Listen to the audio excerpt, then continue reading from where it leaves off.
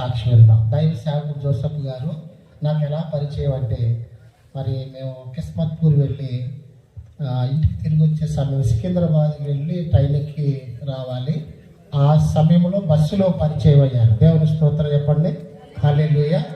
అప్పుడు నుంచి దరిదాపు 13-14 సంవత్సరాల నుంచి మేము ఫోన్లో మాట్లాడుకోవట్లేదు తప్ప నేను అక్కడికి వెళ్ళలేదు, ఆయన ఇక్కడికి రాలేదు. చాలాసార్లు పిలవాలని అనుకున్నాం, కుదరదు. దేవుడు ఈ సమయాన్ని ప్రభు ఇచ్చాడు. చప్పుడు కొడుతూ ప్రభుని స్తుతిస్తూ మహిమపరుస్తూ వారిని గౌరవిస్తూ మనం ఆహ్వానించుదాం. దేవుని స్తోత్రం చెప్పండి, హల్లెలూయా హల్లెలూయా. అయ్యగారు చెప్పాను, సమయం చెప్పాను, మరి కంగారు పడవలసిన పని లేదు. 10:30, ఒకవేళ 10 నిమిషాలు అటు ఇటు అవుతుంది. ఓకే, అందరికీ భోజనాలు ఉన్నాయి, మీరేమీ కంగారు పడవద్దు. చక్కగా వాక్యం వినండి, ప్రశాంతంగా భోజనం చేసి ఇంటికి వెళ్ళండి, చక్కటి నిద్రనిస్తాడు. దేవుని స్తోత్రం, హల్లెలూయా. స్తోత్రం, హల్లెలూయా. అందరు 2 చేతుల పైకి దేవుని స్తోత్రం చెప్దాం, హల్లెలూయా. మంచిది, చాలా సమయం అయింది. చిన్న ప్రార్థన చేస్తాను, ఎందుకంటే మొదటిసారి దేవుడు ఈ ప్రాంతానికి నన్ను తీసుకుని వచ్చారు కనుక చిన్న ప్రార్థన చేసి జరగబోతున్న కార్యక్రమానికి దేవుడికి అప్పగించుకుందాం. ప్రార్థన. మా ఉనికికి కారణమైనటువంటి మా ప్రభువా, మా బ్రతుకుకు ఆధారమైనటువంటి మా యేసయ్య, మీకే స్తోత్రాలు చెల్లిస్తున్నాం. జీసస్ గ్రేస్ మినిస్ట్రీస్ వారు నిర్వహించు యేసయ్య ఆశీర్వాద పండుగను బట్టి నేను స్తుతిస్తూ ఉన్నాం. మొదటి దినాన్ని ప్రభువా మీరెంతో ఆశ్చర్యకరంగా జరిగించారు. ఈ 2వ దినాన్ని బట్టి తండ్రి నేను స్తుతిస్తూ ఉన్నాం. అల్పుడైన నీ దాసుడును మొదటిసారి ఈ ప్రాంతానికి తండ్రి మీరు తీసుకుని వచ్చారు ప్రభువా. నీ దాసుడు యోబయ్య గారు ఏ ఉద్దేశము కొరకు ఈ సభలను ప్రభువా నిర్వర్తిస్తూ ఉన్నారో ఆ ఉద్దేశములు నీవు నీ చిత్తానుసారంగా నెరవేర్చమని ప్రార్థిస్తూ ఉన్నాం. వచ్చిన దైవజనురాలను దేవా, నీ పిల్లలైన అందరినీ తండ్రి ఈ రాత్రి మీరు ఆశీర్వదించమని ప్రార్థిస్తున్నాను. అల్పుడు అయోగ్యుడని దాసుడు నీ పక్షముగా నిలబడుచుండగా దేవా, సాక్ష్యము ఎలాగూ చెప్పాలో అలాగూ చెప్పే జ్ఞానము దయచేయండి. వాక్యమును ఏ విధముగా బోధించాలో తగిన జ్ఞానం వివేకము నీ దాసునికి దయచేసి మీ నామమునికి మహిమ తెచ్చుకుని ప్రజలందరికీ నీ దీవెనలు ఆశీర్వాదములు కలుగచేసి అపవాది కార్యములకు నాశనము అపజయములు కలుగచేయమని మా ప్రియుడును రక్షకుడైన యేసయ్య మధురమైన నామమున స్తుతించి ప్రార్థించి వేడుకుంటూ ఉన్నాము తండ్రి, ఆమేన్ ఆమేన్, హల్లెలూయా. దేవుని పరిశుద్ధ నామానికి మహిమ కలుగును గాక. ఈ యొక్క అవకాశాన్ని నాకు అనుగ్రహించినటువంటి దైవజనులు, తండ్రి సమానులు యోబయ్య గారికి, వారి కుటుంబానికి, సంఘానికి హృదయపూర్వకమైన వందనాలు తెలియజేస్తూ ఉన్నాను. అలాగే ఈ కార్యక్రమానికి ఇచ్చేసినటువంటి దైవజనులందరికీ కూడా పేరు పేరున హృదయపూర్వకమైన వందనాలు. చేరుకున్నటువంటి దేవుని ప్రజలందరికీ, అలాగే చక్కటి వాయిద్య కళాకారులు వారి బృందానికి కూడా హృదయపూర్వకమైన వందనాలు తెలియజేస్తున్నాను. మంచిది, మరి సమయాన్ని దైవజనులు చెప్పినట్లుగానే నేను ఎక్కడికి వెళ్ళినా నాకు అలవాటు, మైక్ నా చేతిలో ఉంది కదండి, సమయాన్ని నాకు నచ్చినట్లుగా తీసుకోవడం నాకు ఇష్టం ఉండదు. 5 నిమిషాలు సాక్ష్యం చెప్పమంటే 10 నిమిషాలు వాకింగ్ చెప్పమంటే అంతసేపే చెప్తాను నేను. హల్లెలూయా. కనుక 1:30 సమయం దైవజనులు సాక్ష్యం నిమిత్తం వాక్యం నిమిత్తం నాకు ఇచ్చారు కనుక కొద్ది నిమిషాలు సాక్ష్యాన్ని చెప్పి తర్వాత వాక్యంలోకి వెళ్తాను. మంచిది. మరి తూర్పుగోదావరి జిల్లా కాకినాడ పరిసర ప్రాంతంలో చినవలసల అనేటువంటి గ్రామంలో నేను పుట్టి పెరిగాను. మా తల్లిదండ్రులు దండుప్రోలు సత్యరాజు గారు, దండుప్రోలు వెంకటలక్ష్మి గారికి 4 సంతానం, 3 అబ్బాయిలు, 1 అమ్మాయి. అందులో 3వ అబ్బాయిగా మరి నేను పుట్టాను. అయితే మా ఫ్యామిలీ, మా ఏరియాలో, మా ప్రాంతంలో చాలా పూజా కార్యక్రమాలు, మేము విగ్రహారాధకులుగా ఉంటూ ఉన్నాం. ఏదో అంటే హిందూ బ్యాక్గ్రౌండ్లో ఉన్నాం కాబట్టి కాదు, చిన్నప్పటి నుంచి బాల్యం నుండి కూడా ప్రతి ఆచారాన్ని, ప్రతి కార్యక్రమాన్ని కూడా మేము చాలా నిష్ఠగా భయభక్తులు కలిగి మరి పూజించేటువంటి ఆనవాయితీ అలవాటు మా తల్లిదండ్రులు మాకు నేర్పించారు. అయితే ఇలా జీవిస్తూ ఉన్నాను. 3వ సంతానంగా పుట్టి పెరిగినటువంటి నాకు ఊహ తెలియనటువంటి ప్రాయంలోనే భయంకరమైనటువంటి అంతు చిక్కినటువంటి అనారోగ్యానికి నేను గురయ్యాను. ఆ అనారోగ్యం నుండి నేను విడుదల పొందడానికి నా తల్లిదండ్రులు మొక్కని దేవుడు లేడు, తిరగని డాక్టర్ లేడు. ఆ విధంగా అన్ని రకాలమైనటువంటి మెడిసిన్స్ నాకు మరి వేపిస్తూ ఉన్నారు. భూత వైద్యుల దగ్గరకు, జ్యోతిష్కుల దగ్గరకు, నన్ను మాంత్రికుల దగ్గర కూడా తీసుకుని వెళ్ళి, ఒక ముగ్గేసేవాడు మాంత్రికుడు, ఆ ముగ్గులో నన్ను కూర్చోబెట్టి నా చుట్టూ నిమ్మకాయలు, ఆ ఆవాలు, సూదులు అన్నీ పెట్టేవాడు. నా బాల్యంలో భయంకరంగా ఏం జరుగుతుందో నాకు అర్థం కాదు, కానీ నా కొరకు ఉన్న మా అమ్మ నాన్న నాకు కనబడుతూ ఉన్నారు. వాళ్ళు లేకపోతే ఒకవేళ నాకు అప్లై చేసేటువంటి సూదులు కానీ, ఈ నాటు వైద్యాలు కానీ, ఈ భూత వైద్యం ఇవన్నీ చూసి భయం వేసి పారిపోవాలి నేను. కానీ నన్ను కన్నా నా తల్లిదండ్రులే నా కోసం ఉన్నారు కదా అని ఏం జరుగుతున్నా సరే నేను వాళ్ళని పెట్టి అప్పగించేసుకున్నాను అనమాట. అలా జీవిస్తూ ఉన్నాను. ఆస్తి తరిగిపోతుంది, ఆలోచనలు శూన్యమైపోతున్నాయి, అమ్మా నాన్న కళ్ళల్లో కన్నీళ్లు కనబడుతున్నాయి. ఏం జరుగుతుందో తెలియనటువంటి ఆ చిన్న పసిప్రాయంలో ఊహకు అందనటువంటి స్థితిలో నేను బలహీనమవుతూ ఉన్నాను. సో ఏ విధంగా నేను సఫర్ అవుతూ ఉన్నానంటే, ప్రతిరోజు నాకు రక్తపు విరోచనాలు, వాంతులు అవుతూ ఉన్నాయి. డైజెషన్ లేదు, రక్తం తయారవడం లేదు, ఉన్న రక్తం పోవడమే. ప్రతిరోజు 7-8 విరేచనాలు అవుతుండే ఓన్లీ రక్తం. లోపల నా పెద్ద ప్రేగులో కొన్ని వందల రక్తపు గడ్డలు లోపల ప్రేగులు పెరుగుతున్నాయి. గ్రేప్స్ ఉంటాయి కదా, ద్రాక్ష పళ్ళు తెలుసు కదా అందరికి. సో అవి ఎలా అయితే ఉన్నాయో ఆ విధంగా లోపల ప్రేగులో ఈ కొన్ని వందల రక్తపు గడ్డలన్నీ తయారవుతున్నాయి. దాన్ని ఇంగ్లీష్లో పాలిప్స్ అంటారన్నమాట. రోజు మోషన్లో అవి వస్తూ ఉండేవి, బయటికి లోపలికి వెళ్తుండేది కాదు. చాలా మెడిసిన్స్ 2 తెలుగు రాష్ట్రాల్లోనూ కూడా నాకు తెలిసి 93 అప్పటి నుంచి 93వ సంవత్సరం నేను చిన్న పిల్లవాడిని మాట, తెలుస్తూ ఉంది మాట. నన్ను స్కూల్లో వేయించారు, ఎల్కేజీ చదువుతున్నాను. అప్పటికే ఈ ఎన్ని రకాలైనటువంటి మెడిసిన్స్ నేను వాడుతూ ఉన్నాను. సమయాన్ని బట్టి నేను టూకీగా చెప్పుకుంటూ వెళ్ళిపోతాను. హల్లెలూయా.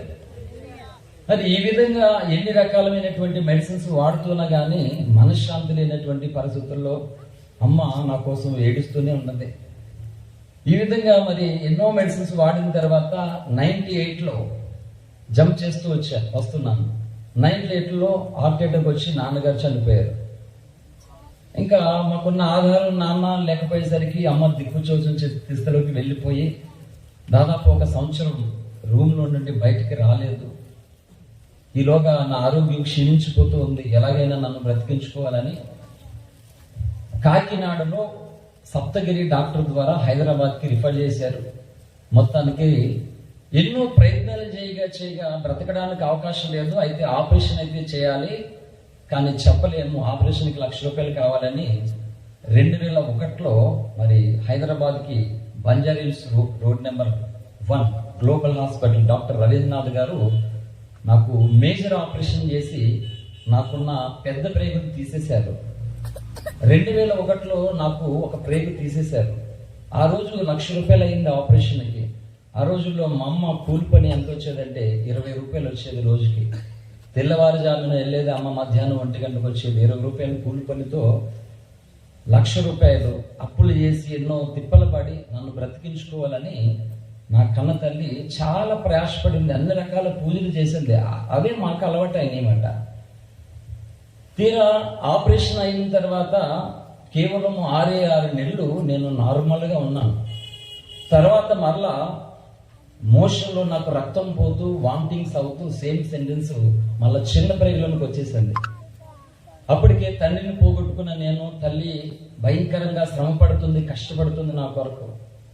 ఆ పరిస్థితి చూశాను. ఈ అనారోగ్యంతో మరలా నాకు తెలిసినప్పుడు నేను ఇంకా ఇంట్లో చెప్పలేదు. నేను అమ్మకి చెప్తే ఇంకా ఆమె గుండె ఆగిపోయి నాకు దూరం అయిపోతుంది శాశ్వతంగా అని అమ్మకి చెప్పకుండా నాకు తెలిసినటువంటి దేవతల పేర్లు, దేవుళ్ళ పేర్లు పిలుస్తూ రాత్రంతా పడుకోకుండా అమ్మ దగ్గర తినేసానని, పిన్ని వాళ్ళ ఇంటి దగ్గర తిన్నాను, అక్కడ తిన్నానని చెప్పి అబద్ధం చెప్పి భయంకరంగా పెయిన్ వచ్చేదండి. ఆ చైల్డ్ ఏజ్లో ఒక 89 సంవత్సరాల వయసు కలిగినటువంటి వారు శరీరంతో ఎలాంటి బలహీనత పడతారో ఆ విధమైనటువంటి బలహీనతతో చాలా డిప్రెషన్లో ఉంటూ నా శరీరం నాకు సపోర్ట్ చేసేది కాదు. నా పళ్ళు గట్టిగా ఖర్చు పెట్టుకుంటూ, ఆ చేతులు కడుపులో పెట్టుకుంటూ, ఒక పక్క ఆకలి బాధ, తినాలని బాధ, తింటే ఈ మోషన్ సమస్య, ఒకవేళ నేను ఈ సఫర్ అవుతున్న బాధ తెలిస్తే అమ్మ ఏమైపోతుంది, ఇంతకాలం డబ్బులైంది, ఇన్ని లక్షల రూపాయలు అయింది, భర్త చనిపోయాడు, మళ్ళీ ఆపరేషన్ అయి బ్రేక్ తీశారు, మళ్ళీ అదే కంప్లైంట్తో నేను బాధపడతానని తెలిస్తే నా కన్న తల్లి నాకు ఇంకా శాశ్వతంగా దూరం అయిపోతుందని భయం వేసి అమ్మకి చెప్పకుండా ఈ భయంకరమైనటువంటి చెడు నిజాన్ని నాలోని దాచుకుని ఇంకా అదొక ఏం చెప్పాలో అర్థం కానటువంటి పరిస్థితుల్లో నా బాల్యంలోనే అమ్మ ఒడిలో ఆడుకోవాలి, అమ్మ ఒడిలో పడుకోవాలి, ఆనందం వచ్చినా బాధ వచ్చినా అమ్మ ఒడిలో ఏడుస్తూ పడుకుని అమ్మకి చెప్పాలని చాలా ఆశపడేవాడిని. కానీ భర్తను పోగొట్టుకున్నటువంటి తన ఒడికి నేను వెళ్ళాలంటే భయం వేసేది. ఎందుకంటే వెళ్తే నా బాధ చెప్పుకోవాలి, మళ్ళీ అమ్మకి నేను బరువు అయిపోతానని భయం వేసి అమ్మ ఒడికి దూరం అయిపోయినటువంటి ఒక అనాథగా పెరిగేశాను నా జీవితంలో. ఇలాంటి దౌర్భాగ్యకరమైనటువంటి పరిస్థితి నాకు తెలిసి ఏ ఒక్కరికి రాదు అనుకుంటున్నాను అన్నమాట. ఎందుకంటే కళ్ళ ముందు అమ్మే ఉంది, నా కోసం తన ప్రాణమే ఇచ్చే అమ్మ ఉంది. అయినా సరే తన ఒడిలోనికి వెళ్ళాలంటే నాకు ధైర్యం లేదు. ప్రేమ ఉంది కానీ ధైర్యం సరిపోవట్లేదు. అటువంటి స్థితిలో నేను ఏం చేయాలో తెలియక రాత్రి మగళ్ళు ఏడుస్తూ పడుకోకుండా దేవతల్ని దేవుళ్ళు పిలుస్తూ ఉన్నాను. ఏం చేయాలో నాకు అర్థం కావట్లేదు, నన్ను చంపేయండి పోని, ఈ వ్యాధి నుండి నాకు విడుదల కలగకపోయినా పర్లేదు కానీ నా కన్న తల్లికి ఈ విషయం తెలియకూడదు, నన్ను చంపేయండి లేకపోతే నాకు ధైర్యం ఇవ్వండి అని అందరినీ పిలుస్తూ ఉండేవాడిని. తెల్లవారే 4:30, 5 అవ్వేది. అప్పుడు వరకు ఆలోచిస్తూ పిలుస్తూ ఉండేవాడిని. నా స్కూల్స్ అన్నీ కూడా 7:30కి ఉండేవాడిని. 4 కిలోమీటర్లు నడుచుకుంటూ వెళ్ళాలి. నేను 5 గంటలు పడుకుంటే ఎంతసేపు పడుకుంటావు చెప్పండి? 4 కిలోమీటర్లు మళ్ళీ ఫ్రెష్ అప్ అయ్యి స్కూల్కి వెళ్ళాలి. మేబీ 1 అవర్ 1.5 అవర్ మాత్రమే పడుకున్నాను నేను. అలాగా 5 సంవత్సరాలు నిద్ర లేదు నాకు.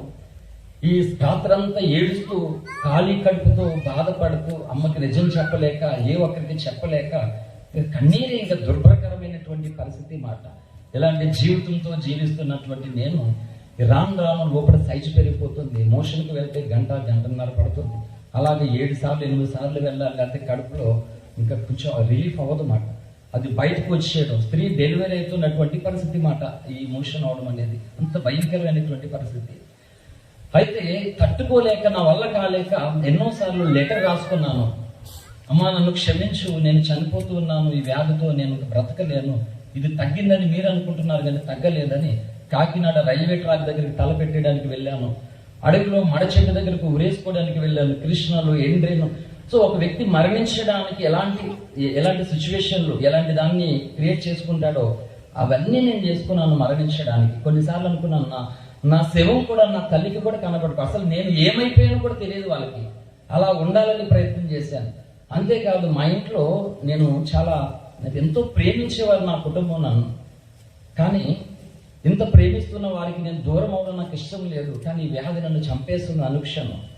ఇంట్లో వస్తువులను తీసుకొచ్చి పగలగొట్టేసి వాడిని కోప్పడుతుండేవాడిని అందరి మీద. ఎందుకంటే అలాగైనా సరే నా మీద నా తల్లి అసహ్యపడుతుందేమో, నా మీద కోప్పడుతుందేమో. బాలకపోయినంత ప్రేమిస్తూ వచ్చాను చిన్నప్పటి నుంచి, ఈడైనా నన్ను అర్థం చేసుకోవట్లేదని మా అమ్మ నన్ను తిట్టాలి, కొట్టాలి, కోప్పడాలని చూసేవాడిని. అలా చేస్తే ఆ ధైర్యంతో, ఆ బాధతోటి నేను వెళ్ళిపోయి చచ్చిపోవాలనుకునేవాడిని. కానీ నేను ఎంత చేసినా వాళ్ళందరూ సైలెంట్గా ఉండేవారు, పక్కకి ఏడ్చేవాడిని. ఎంత భయంకరమైన నొప్పి వస్తున్నా, అర్ధరాత్రులు వాంతులు అవుతున్నా మాది డాబా పైకి వెళ్ళిపోయిన ఒక్కడిని, చిన్నపిల్లవాడు ఉన్నప్పుడు పైకి వెళ్ళి ఒక్కడిని వాంతి చేసుకుని వచ్చేవాడిని. సో కన్న తల్లికి కూడా చెప్పుకోలేనటువంటి నిస్సహాయ స్థితిలో కొట్టుమెట్లాడుతూ 2001, 2002, 2003, 2004లోనికి వచ్చేసాను. 2004, 2005 నా 10th బ్యాచ్ మాట.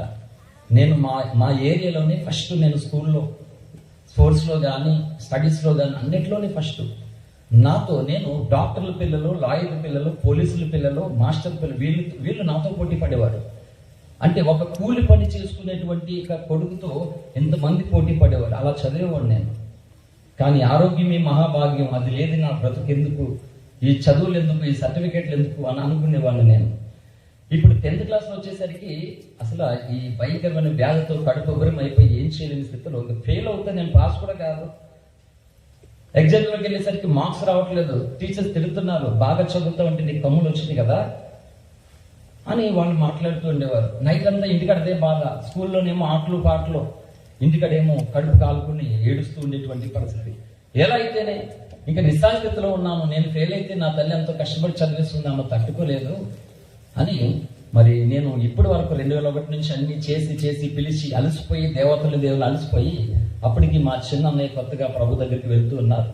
కనుక నేను అనుకున్నా 7 శనివారాలు ఆ రోజుల్లో మరి యేసు ప్రభు వారికి నేను ఉపవాసం ఉండి 10th క్లాస్ ఫైనల్ ఎగ్జామ్స్ లో నాకు 400 మార్క్స్ వస్తే చాలు, నా తల్లి సంతోషంగా ఉంటే చాలు అనుకుని, ఎవడైనా పిచ్చోడు 10th క్లాస్ వెళ్తే జాబ్ వస్తుందా? ఆరోగ్యం రావాలని ఉపవాసం ఉంటే బాగుండేది, కానీ దాని కొరకు ఉండలేదు నేను. నా తల్లి ఎంతో కష్టపడి చదివిస్తుంది, తను సంతోషించాలి నా స్టడీస్ వల్ల అని నేను ఆ నిర్ణయం తీసుకుని యేసుప్రభు వారి దగ్గర 7 శనివారాలు ఉపవాసం ఉన్నాను. మరి 2005 బ్యాచ్ దేవుడు నాకు రిజల్ట్ వచ్చినప్పుడు 402 మార్క్స్ ఇచ్చాడు. హల్లెలూయా. అంటే నేను 400 మార్క్స్ అడిగాను, 402 మార్క్స్ వచ్చి లోపల బాగా పెరిగిపోతూ ఉన్నాయి. అయితే అప్పటికి విగ్రహారాధకుడిగా నేను తిరుపతి 2 సార్లు వెళ్ళాను, మోకాళ్ళ మీద మెట్లు ఎక్కాను. నేను నా చేతిలో ఆతకర్పూరం చేతులు ఎలిగించుకునేవాడిని. నేను నోములు, వ్రతాలు, కార్తీక మాసాలు అన్నీ చేశాను. నేను తెల్లవారుజామున ఆ నది స్నానాలు చేసి ఒత్తులు వదిలేటువంటి వాళ్ళని అన్ని పూజలు చేశాను నేను. అంటే స్త్రీలు మహిళలు ఎలాంటి పూజలు చేస్తారో అవన్నీ చేశాను నేను. మా అమ్మ శుక్రవారం, శనివారం, ఆదివారం చేసేది, నేను మంగళవారం హనుమంతుడికి చేసేవాడిని, గురువారం మా గ్రామదేవత మహాలక్ష్మి టెంపుల్ అక్కడ చేసేవాడిని. మొత్తం ఇన్ని పూజలు ఉండేవి మాకు. పూజ గదులకి ఎలా పడితే అలా వెళ్ళేవారిని కాదు, అంత నిష్ఠతో ఉండేది. కానీ జీవితం అంతా చిందరవందరం అయిపోతూ నిస్సహాయ స్థితిలోనికి వెళ్ళిపోతూ ఉన్నటువంటి పరిస్థితి. అయితే ఇదే ఏప్రిల్ 2005 ఏప్రిల్ 25వ తారీఖున మా చిన్న అన్నయ్య నన్ను హైదరాబాద్ నుంచి, తమ్ముడు ఒక దైవజన్ వస్తున్నారు, ఒకసారి రా బాగా చెప్తారు వాక్యం అని నన్ను అన్నయ్య పిలిస్తే, నార్మల్గా అన్నయ్య కోసం అని, మా అన్నయ్య అంటే నాకు అమ్మ నాన్న తర్వాత అన్నయ్య అంటే అంత ప్రేమ, అంత ఇష్టం, అన్నయ్య కోసం వెళ్ళాను. 2005 ఏప్రిల్ 25వ తారీఖు నా బ్రతుకు మారినటువంటి రోజు. రంజిత్ తోఫిరి గారు అనేటువంటి దైవజన్లు హైదరాబాద్ నుండి మా ఏరియాకి వస్తే మా అన్నయ్య అక్కడికి తీసుకువెళ్ళారు. నేను వెళ్ళాను, నార్మల్గా వెళ్ళాను, నాకేం తెలియదు, బైబిల్ ఇవన్నీ నాకేం తెలియదు. యేసుప్రభు అంటే ద్వేషం లేదు, నా దేవుడు నాకు ఉన్నారు, ఆయన ఒక దేవుడు అంతే, అంత తప్ప నాకు ఇంకేమీ తెలియదు మాట. సో ఆ విధంగా నేను అక్కడికి వెళ్ళినప్పుడు ఆ మీటింగ్లో, ఇలాగే మీటింగ్ జరుగుతుంది, ఆ మీటింగ్ నేను అనామకుడిగా వెళ్ళాను. నా బ్రతుకు అదే రోజు దేవుడు మార్చేద్దాను. హల్లెలూయా. నా డైరీలో రాసుకున్నాను, 2005 ఏప్రిల్ 25వ తారీఖు నా బ్రతుకును రక్షకుడు దర్శించినటువంటి రోజు.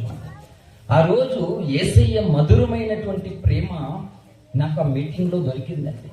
మనుషుల్లో ఎన్నో ప్రేమను నేను చూశాను, క్రీస్తు ప్రేమ అనేటువంటిది ఆ క్షణాన నాకు దొరికినప్పుడు నేను ఆ ప్రేమకి దాసోహం అయిపోయాను.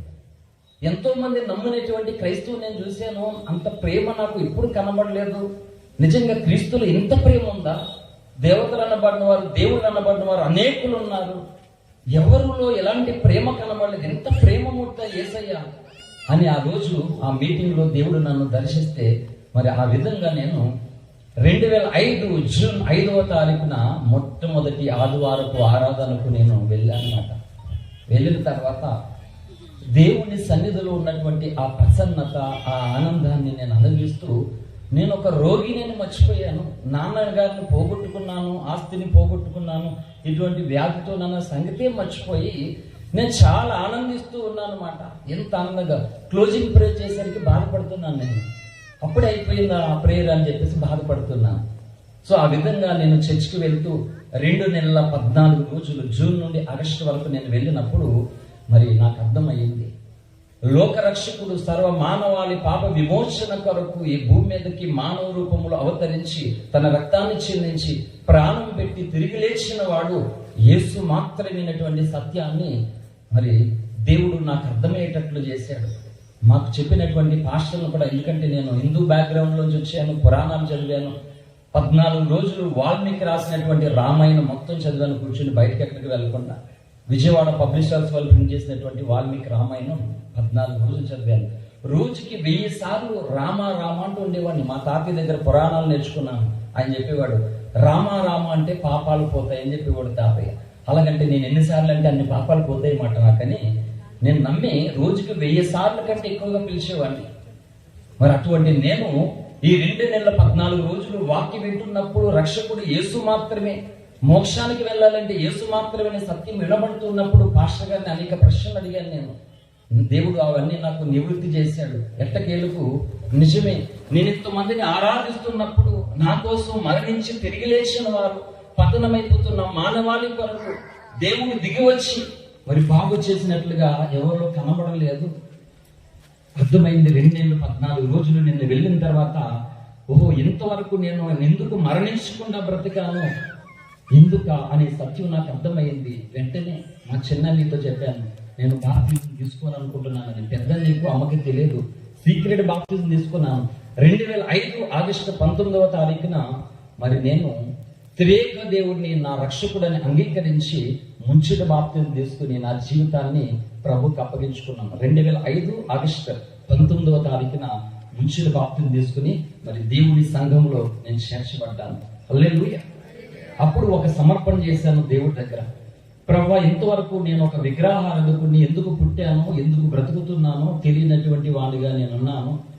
కనుక ఈ రోజు తెలిసింది ఎందువరకు నేను బ్రతుకున్నాను. ఒకవేళ నీవెవరో తెలియకుండా ఈ అనారోగ్యం వలన నేను మరణిస్తే భయంకరమైనటువంటి లోకంలోనికి, అగ్ని గంధకాల్లోనికి వెళ్ళేవాడిని. అప్పుడు ఈ రోగం కంటే ఎక్కువ బాధ అక్కడ పడేవాడిని. కనుక నన్ను అందుకే మరణించకుండా నన్ను కాపాడవా ప్రభువా. నా కన్న తల్లి కూడా నాలా రక్షణ పొందాలి, నా ప్రాంతం రక్షణ పొందాలి, నా దేశ ప్రజలు నువ్వు అవకాశం ఇవ్వాలి. కానీ నువ్వు నాకు శక్తినిస్తే, ఆరోగ్యం ఇవ్వకపోయినా పర్లేదు, నువ్వు నాకు శక్తినిస్తే, మాట్లాడడం నేర్పిస్తే నా దేశం అంతా కూడా అన్ని రాష్ట్రాలకు వెళ్ళి నువ్వు రక్షకుడు నేను ప్రకటిస్తాను ప్రభు అని నా జీవితాన్ని ప్రభుకి అప్పగించుకున్నాను. హల్లెలూయా. ప్రతిరోజు కూడా ఆ రాత్రులు ఎందుకు పుట్టాను, ఎందుకు బ్రతుకుతున్నానని ఏడుస్తూ కన్నీటితో మాట. తిండి లేదు నా జీవితంలో, ఆ ఏడుస్తున్న నీళ్ళే కడుపు నిండే మాట. ఖాళీ కడుపుతో ఏడుస్తుండేవాడిని. ఎంత వేదన అంటే భరించలేనటువంటి బాధతో కింద పడి దొల్లుతూ ఉండేటువంటి వాడిని మాట. అందరిని చూసేవాడిని. వాళ్ళందరికంటే కూడా స్టడీస్ లో కానీ స్పోర్ట్స్ లో బాగానే ఉన్నాను నేను. కానీ ఆరోగ్యం లేనటువంటి నా దేహంతో, నిజాన్ని చెప్పుకోలేనటువంటి ఆ వేదనతో నా తల్లి ముందుకు నేను వెళ్ళలేనటువంటి నిస్సహాయుడిగా మిగిలిపోయినప్పుడు ఎంతో వేదన. మీకు ఒకటి తెలుసా, అడవిలోనికి వెళ్ళేవాడిని నా బాధ తట్టుకోలేక బిగ్గరగా ఏడ్చడానికి. కానీ ఆ ప్రాంతంలోనికి వెళ్ళేటప్పుడు కూడా మరి మనుషులకు ఉండేవారు, అక్కడ కూడా ఏడవడానికి నాకు అవకాశం ఉండేది కాదు. అంటే ఏడవడానికి కూడా అవకాశం లేనటువంటి స్థితి ఎంత భయంకరందో మీరు అర్థం చేసుకోండి. 2 తెలుగు రాష్ట్రాలలో నా లైఫ్ అంతా రక్తం ఉండేది కదా, హాస్పిటల్లో జాయిన్ చేసేవారు, రక్తం ఎక్కించేవారు. ఒక ప్యాకెట్ ఇక్కడ ఎవరైనా ఒకవేళ మెడికల్ వే తెలిసిన వాళ్ళు ఉంటే, ఒక ప్యాకెట్ బ్లడ్ ఎక్కాలంటే సాధారణంగా 3.5 hours ఎక్కేస్తుంది, 3.5 గంటల్లో. కానీ నాకు 8 hours పట్టేది. ఈ బాడీ అంతా నీడిల్ మొత్తం, ఈ నరాలు దొరికేవి కాదు. ఆ సూట్ తీసి దీనికి డాక్టర్లు ఎత్తిని కొట్టుకుని ఎక్కట్లేదు ఎందుకు, అయినా ఏక రక్తం పోయేవాడికి ఎందుకు ఎక్కించడం అని అనేవారు వాళ్ళు. అంత నరక వేదన మాట. 5 నిమిషాలకి ఆగిపోయేది, అది క్లాట్ అయిపోతూ ఉండేది. 2 తెలుగు రాష్ట్రాలు ఎన్నో సార్లు ఈ 30 సంవత్సరాల్లోనూ నాకు రక్తం ఎక్కించడం జరిగేది. ఉండేది కాదు 1 పాయింట్ 2 పాయింట్లు రక్తంతోనే. మరి ఆ విధంగా 2005లో బాప్తిజం పొందినటువంటి తర్వాత ప్రభు దగ్గర ఇలా సమర్పణ చేసుకుని 2 తెలుగు రాష్ట్రాలలో 2005 నుండి కొన్ని వందల ప్రాంతాలు ఈ రోజు వరకు మరి నేను సువార్త ప్రకటిస్తూ వచ్చాను. హల్లెలూయా. కొన్ని వేల మందిని నా రక్షకుడైనటువంటి దేవుని దగ్గరికి 2 తెలుగు రాష్ట్రాలే కాకుండా చెన్నై, కర్ణాటక, ఒరిస్సాతో పాటు ఈ 2 తెలుగు రాష్ట్రాల్లో కొన్ని వేల మందిని మరి ప్రభు దగ్గరకు నడిపించడానికి దేవుడు 1 పాయింట్ రక్తంతో 2 పాయింట్ రక్తంతో నన్ను వాడుకున్నాడు. హల్లెలూయా. ఒకటి ఆలోచించండి, మనకి వాటర్ లేకపోతే ఏమన్నా పనులు అవుతాయా మన ఇంట్లో? ఏమో వాటర్ లేకపోతే స్నానాలు, వాష్రూమ్లు, వంట ఏమి బట్టలు ఏమీ అవ్వదు. మరి ఒంట్లో రక్తమే లేకపోతే ఏమవుతుందో చెప్పండి. ఒంట్లో రక్తం లేకుండా ఈస్ట్ వెస్ట్ లో ఏజెన్సీలో 4-5 కొండలు ఎక్కి ఉదయం ఎక్కాలి, తెల్లవారుజామున బయలుదేరి మళ్ళీ నైట్ ఇంటికి చేరుకునేసరికి 1 గంట 2 అవుతుంది. మధ్యలో ఏం దొరుకుతుంది అడవిలో? 1 పాయింట్ 2 పాయింట్ల రక్తంతో 2 తెలుగు రాష్ట్రాల్లో కొన్ని వందల ప్రాంతాలు ప్రయాణం చేస్తూ వచ్చేసేవాడిని నేను. నాకు చెకప్ చేసినటువంటి డాక్టర్లు కూడా అమెరికా డాక్టర్లు చెకప్ చేశారు. లండన్ లో 40 years ఎక్స్పీరియన్స్ కలిగినటువంటి డాక్టర్లు కూడా నాకు ట్రీట్మెంట్ చేశారు. వాళ్ళందరూ ఆశ్చర్యపోయి 1-2 పాయింట్ల రక్తంతో కాకినాడ ఏరియా నుండి ఇంత దూరం నువ్వు వచ్చావా, ఎలా వచ్చావు, అసలు ఏంటిది? ఎందుకంటే బ్లడ్ లాస్ అవుతున్నప్పుడు, తక్కువ బ్లడ్ ఉన్నప్పుడు మనం హప్కి వెళ్ళకూడదు. ఎప్పుడు హైకి వెళ్ళే కొద్దికి హార్ట్ బీట్ ఎక్కువైపోతుంది అన్నమాట. ఎక్కువ మాట్లాడుతున్నా, ఫుడ్ లేకపోయినా, జర్నీ చేస్తున్నా, స్ట్రెయిన్ అయిపోతున్నా చాలా ప్రమాదం అయిపోయి హార్ట్ బీట్ ఎక్కువైపోయి చాలా ఇబ్బంది గురైపోతున్నమాట.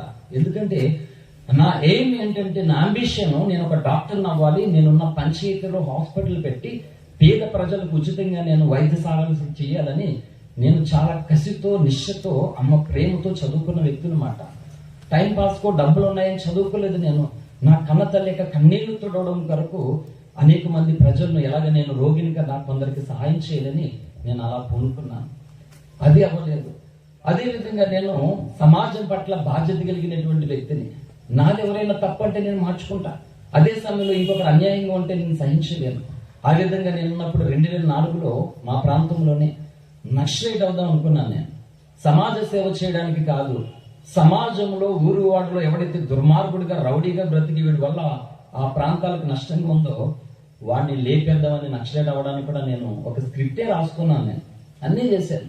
దేవుడు అదే అవనివ్వలేదు. తర్వాత నేను LKG నుండి BSc కంప్యూటర్స్ వరకు ఈ రోగంతోనే చదివాను. ఎవ్రీడే బ్లడ్ మోషన్స్, వాంటింగ్స్ తో up to LKG to BSc computers. ఎట్లా చదివానో నాకు తెలియదు. నా ఆశ్చర్యం ఏంటంటే, నా కన్న తల్లి, సమాజం ఇవి కనబడుతుంది. దాని కొరకు బలహీనమైనటువంటి నా దేహంతో పడుతూ లేస్తూ వెళ్ళాను. చివరికి ఎట్టకెళ్ళకు 2007లో నా ఇంటర్మీడియట్ అయిపోయింది, MPC. 2007లో నేను ఆదిత్య కాలేజీలో కాకినాడలో BSc కంప్లీట్ జాయిన్ అయ్యాను. నా తల్లి నన్ను చదివించుకోవడం కొరకు, సమయం లేదు కనుక స్పీడ్ వెళ్తున్నాను. మరి హైదరాబాద్కి వెళ్ళిపోయింది పనికి అమ్మ నన్ను చదివించుకోవడం కొరకు. అప్పుడు ఆదిత్య ఫస్ట్ ఇయర్ చదువుతున్నాను. అప్పటికే 2001 నుంచి 2007 వరకు 6 సంవత్సరాలు ఈ భయంకరమైన అనారోగ్యంతో ఒక్కరిని పడుతూనే వచ్చాను. 6 సంవత్సరాలు బ్లడ్ ఎక్కించలేదు, ఎటువంటి పథ్యం లేదు, మెడిసిన్ లేదు. అంత ఎంత సిక్ అయ్యానో అర్థం చేసుకోండి. ఇంకా భయంకరంగా లోపల పెరిగిపోతూ ఉన్నాయి. అప్పుడు ఎలాగైతే డిస్కంటిన్యూ అయిపోయింది. ఆ తర్వాత అందరికీ నేను మళ్ళా ఈ రోగంతో కొట్టిమెట్లాడుతున్న సత్యము మనందరికీ తెలిసింది. నేను నా తల్లి దగ్గర ఒక హీరోలా ఉండాలనుకుంటాను. ఒక అమ్మాయి దగ్గర ఇంకొకరి దగ్గర కాదు. నా కన్న తల్లికి నేను చక్కగా నీట్గా డ్రెస్ చేసుకుని నవ్వుతూ ఉంటే మా అమ్మకి ఎంత ఆనందం. ఎప్పుడు అలాగే ఉంటాను మా అమ్మ దగ్గర.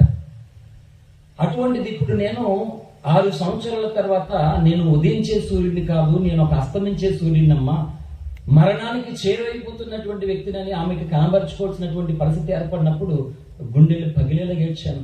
మా అమ్మ వచ్చింది నన్ను చూడడానికి హైదరాబాద్ అని తెలియగానే రిక్వెస్ట్ చేశాను అందరినీ కూడా, అమ్మకి చెప్పవద్దు, తెలియచేయొద్దని. కుప్పకూలు పడిపోయింది. నేను తెలిసిపోయింది అందరికీ. ఏమైంది ఏంటంటే మొత్తం అంతా హిస్టరీ చెప్పవలసి వచ్చింది తప్పనిసరి. అప్పటికి 6 సంవత్సరాలు అయిపోయింది. కానీ ఇంత బలహీనంగా ఉన్న రక్షకుడు దొరికాడనే ఆనందం నాకు ఉంది. అలాగే నా కన్న తల్లి రక్షణ కొరకు 8 సంవత్సరాలు కన్నీరు కార్చి ఉపవాసం ఉండి ప్రార్థన చేశాను.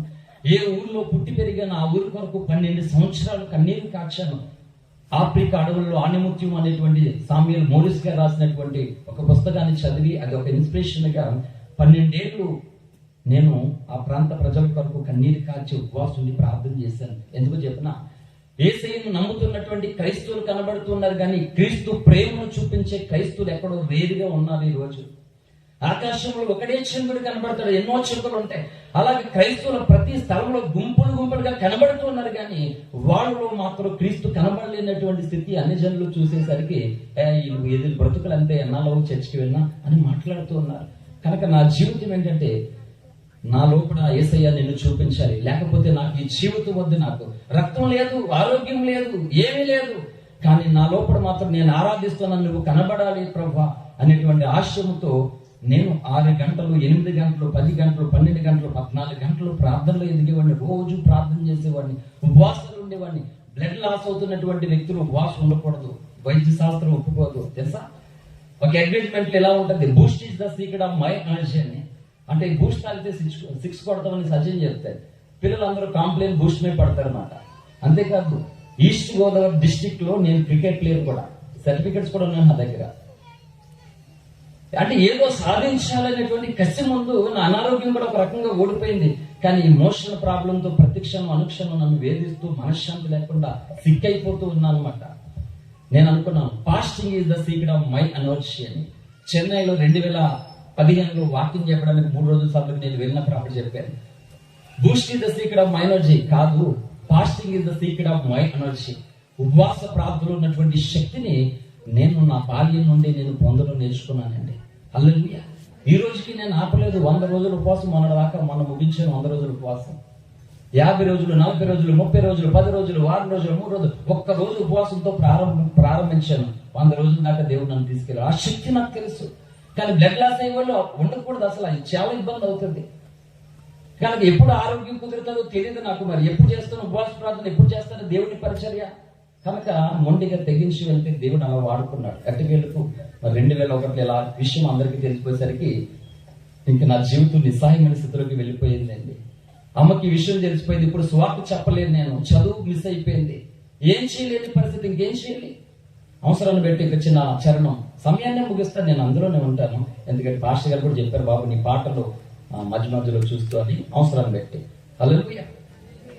దినదినము ఆరోగ్యం క్షీణిస్తూ ఉన్నా, నా కళ్ళు చీకటి అయి కానరాకున్నా, దినదినము ఆరోగ్యం క్షీణిస్తూ ఉన్నా, నా కళ్ళు చీకటి అయి కానరాకున్నా, నేను కుంగిపోతున్నా, నన్ను ప్రేమించిన దేవా, నన్ను కరుణించిన దేవా, నా కొరకు రక్తము కాచి ప్రాణం పెట్టితివే, నీ సేవకై నన్ను చేర్చితివే, నా కొరకు రక్తము కాచి ప్రాణం పెట్టితివే, నీ సేవకై నన్ను చేర్చితివే, నన్ను ప్రేమించిన దేవా, నన్ను కరుణించిన దేవా. దినదినము ఆరోగ్యం క్షీణించిపోతుంది, నా కళ్ళు చీకటి కానరాకుండా నేను కురింగిపోతున్న పరిస్థితి. కనుక ఇప్పుడు నాకు ఇష్టమైన చదువు దూరం అయిపోయింది, అమ్మకు చేదు వార్త తెలిసిపోయింది, స్వార్థ చేయలేనటువంటి నిస్సహాయ స్థితిలో నేను ఉన్నాను. అందరూ వచ్చి నన్ను చూడడానికి వస్తున్నారు. 6 సంవత్సరాలు ఈ రోగంతో ఒక్కడు బాధపడ్డావా, ఎలా దాచుకుని వచ్చినాడు అని ఒక్కొక్కరు మాట్లాడుతుంటే మూగవాడిని అయిపోయాను. వచ్చిన వారికి స్వార్థ చెప్పలేను, నా స్టడీస్ కంటిన్యూ చేయలేను, అమ్మ ముఖాన్ని చూడలేని స్థితి. అర్థం కాని స్థితిలో అమ్మ నన్ను చుట్టాల ఇంటి దగ్గర పెట్టేసి మరలా హైదరాబాద్ పని నుంచి వెళ్ళిపోయింది. 1 సంవత్సరం డిస్కంటిన్యూ అయింది. ఈలోగా ఉండలేకపోతున్నాను. చర్చ్కి ఎవరొకరు వచ్చి నన్ను తీసుకెళ్తుండేవారు ఎవ్రీ సండే. తృప్తి ఉండేది కదా, అన్ని ప్రేయర్స్లోనే అటెండ్ అయ్యేవాడిని నేను. కనుక నాకు అనిపించింది స్వార్థ చేయలేకపోతున్నాను, ఇప్పుడు చదువు దూరం అయిపోయింది, అమ్మకి విషయం తెలిసిపోయింది, నేను ఆత్మహత్య చేసుకుని చచ్చిపోవాలని 3 రోజులు పోసుకున్నాను. ఆ సమయంలో కాకినాడలో మీటింగ్ జరుగుతుండే, రంజిత్ గారి మీటింగ్స్ కి వేరొకరి ద్వారా ఆ మీటింగ్స్కి వెళ్ళాను. ఒక బుక్ స్టాల్ వేసారన్నమాట. అక్కడ బుక్ స్టాల్ ఉంది. ఆ బయట నుంచి నేను వచ్చి ఆ బుక్ స్టాల్ దగ్గరికి వెళ్ళాను. అక్కడ దీర్ఘాయుష్మాన్ భవ అనేటువంటి ఒక చిన్న పుస్తకం ఉంటే, ఆ రోజున 10 రూపాయలు అన్నమాట. 2008 జనవరి 12వ తారీఖు అన్నమాట, కాకినాడ ఆనంద భారతి గ్రౌండ్ లో. ఆ విధంగా ఆ పుస్తకం అక్కడే చదివితే అందులో ఏముంది తెలుసా, నీ కాలానికి ముందే నీ వేళ మరణిస్తావని ప్రసంగి భక్తుడు సొలొమోను ద్వారా రాయబడిన వాక్యం ఉంది. మానవుడు మరణం వెనకాల దేవుని ఉద్దేశం ఏంటనేది అందులో ఉంది. హిజ్కియా మరణిస్తున్నప్పుడు 15 సంవత్సరాలు ఆయుష్ పెంచాడు దేవుడు. కనుక అనేకులు ఈ రోజు కాలానికి ముందే మరణిస్తున్నారనే విషయం తెలిసినప్పుడు, అయినా సరే అలా మరణిస్తే దేవుడికి విరుద్ధంగా మళ్ళీ నరకానికే అనే విషయం తెలిసినప్పుడు, దేవా నన్ను క్షమించు, అంటే ఈ విషయం అందరికీ తెలిసిపోయిందని చనిపోదాం అనుకుంటున్నాను, నేను ఎప్పుడు అలా చేయను. కనుక ఈ పరిస్థితుల్లో నేను ఎలా నిన్ను ప్రకటించేది? నేను ప్రకటించకుండా నేను బ్రతకలేనైతే నువ్వే తీసుకెళ్ళిపోనాను, లేదా నిన్ను ప్రకటించే మార్గం చూపించు, నిన్ను ప్రకటించలేనప్పుడు నువ్వే తీసుకెళ్ళిపో. నేను చావాలనుకుంటే నరకం అంటున్నావు కదా నువ్వు, కాబట్టి నువ్వే తీసుకెళ్ళిపో, లేకపోతే నిన్ను ప్రకటించే అవకాశం అని మళ్ళా కన్నీరు కార్చి ప్రార్థన చేశాను. దేవుడు ఎట్టకెళ్ళకు నా గాయాలను మానిపి మళ్ళా బీఎస్సీ కంప్యూటర్ సైన్స్ పీవీఆర్ కాలేజీలో మళ్ళా నేను చదివాను. మళ్ళా స్వార్థ ఏజెన్సీ స్వార్థ అన్ని మొదలు పెట్టింది. ఇలా జరుగుతుంది. ఎట్టకెళ్ళకు మరి 2011లో డిగ్రీ అయిపోయిన తర్వాత ఎంఎస్సీ చేయాలనుకుంటే అవకాశం లేనటువంటి పరిస్థితి. అప్పటికి అమ్మ, అన్నయ్య, చెల్లి అందరూ వెళ్ళిపోయారు. ఎలాంటి పరిస్థితి అంటే మా ఫ్యామిలీ పెద్దని ఒక చోట, చిన్నని ఒక చోట, అమ్మ చోట, చెల్లి ఒక చోట, గూడు రేపబడినటువంటి పక్షిలాగా అయిపోయాయి మా కుటుంబం. అందరితో కలిసి ఉండాలనేది నా ఆశ ఇప్పుడు కూడా. అటువంటి ఒక్కొక్కరు ప్రాంతానికి వెళ్ళారు.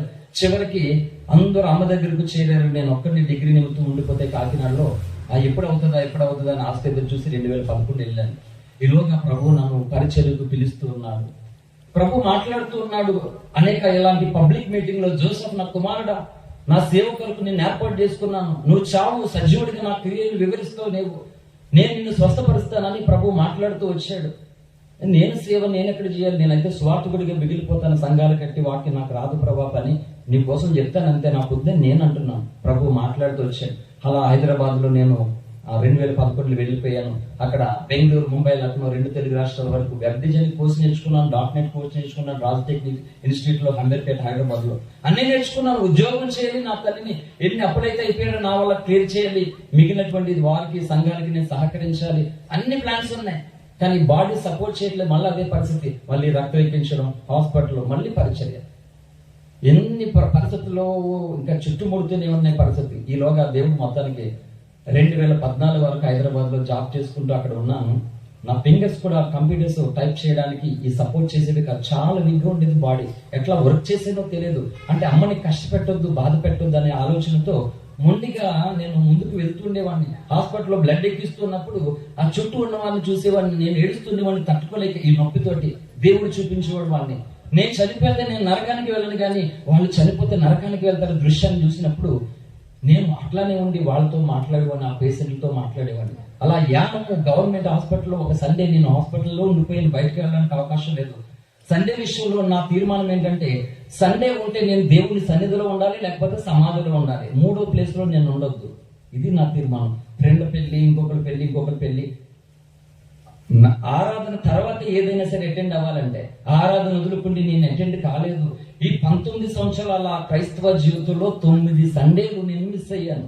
ఈ 9 సండేలు భయంకరమైనటువంటి స్పృహలో నేను లేకుండా హాస్పిటల్లో నిస్సాస్థితిలో ఉన్నాయి. చాలా సార్లు హాస్పిటల్లో డిశ్చార్జ్ చేయకుండానే నేను వెళ్ళిపోయాను.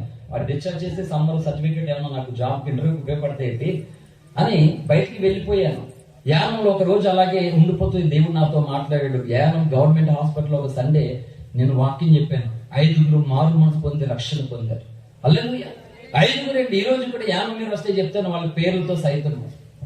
అలాగా హాస్పిటల్లోనూ కూడా స్వార్థ చేశాను, వాక్య పరిచయం చేసే కృప మరి దేవుడు నాకు ఇస్తూ వచ్చాడు. ఎట్టకేలకు మరి 2014లో ప్రభు నాతో మాట్లాడితే, యాక్చువల్లీ 2011లోనే హైదరాబాద్ బంజారీస్ రోడ్ నెంబర్ 11 గౌరీశంకర్ కాలనీలో 3 ఫ్లోర్ల బిల్డింగ్ లో 2వ ఫ్లోర్ లో ఒక హాల్లో నేను ఆరాధన స్టార్ట్ చేశాను.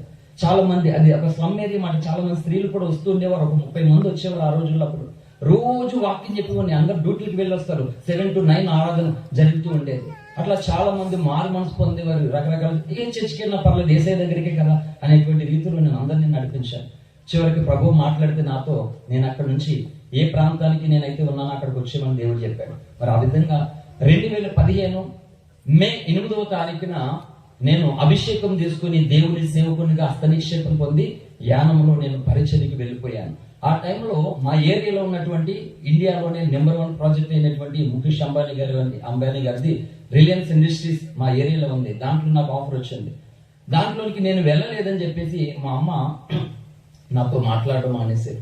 దేవుని పిలుపు కంటే నేను అమ్మ విషయంలో కోపడుతుంది, సరే అర్థం చేసుకుంటారులే తాను, నేనైతే ఈ పిలుపునైతే విడిచిపెట్టనని చెప్పేసి అమ్మకు చెప్పవలసింది చెప్పి ఒంటరిగా నేను ఒక సూట్ కేసులో 2-3 జతలు పెట్టుకుని, బట్టలు కూడా లేవు నాకు, 6-8 సంవత్సరాల క్రితం బట్టలు, పిన్నిస్లు పెట్టుకుని రకరకాల బటన్స్ వేసుకుని అట్లానే వెళ్ళేవాడిని. కాలేజీ కూడా అట్లానే వెళ్ళేది. డిగ్రీకి మాకు సివిల్ డ్రెస్ యూనిఫామ్ ఉండేది కాదు. ఆ విధంగా యానంలో సమ్మె ఏరియాలో ఒక్కరిని వెళ్ళి దేవుని పరిచర్య మొదటి వారం శుక్రవారం గోడలకు చెప్పమన్నాడు ప్రభు వాక్యాన్ని. కొద్ది రోజుల్లో దేవుడు ఏం చేసి తెలుసా, అక్కడ కూర్చోడానికి కూడా ప్లేస్ లేదు. అలా రూమ్కి కిడిచిపోయిన దేవుడు చేశాడు. సో ఈ విధంగా అమ్మ మళ్ళా నా దగ్గరకు వచ్చారు. నా జీవితంలో చెప్తున్నాను ఇప్పటికీ, నేను కడుపు నిండా తిన్నటువంటి రోజు కంటే కన్నీళ్లతో కడుపు నిండినటువంటి రోజుని నా జీవితంలో ఎక్కువ.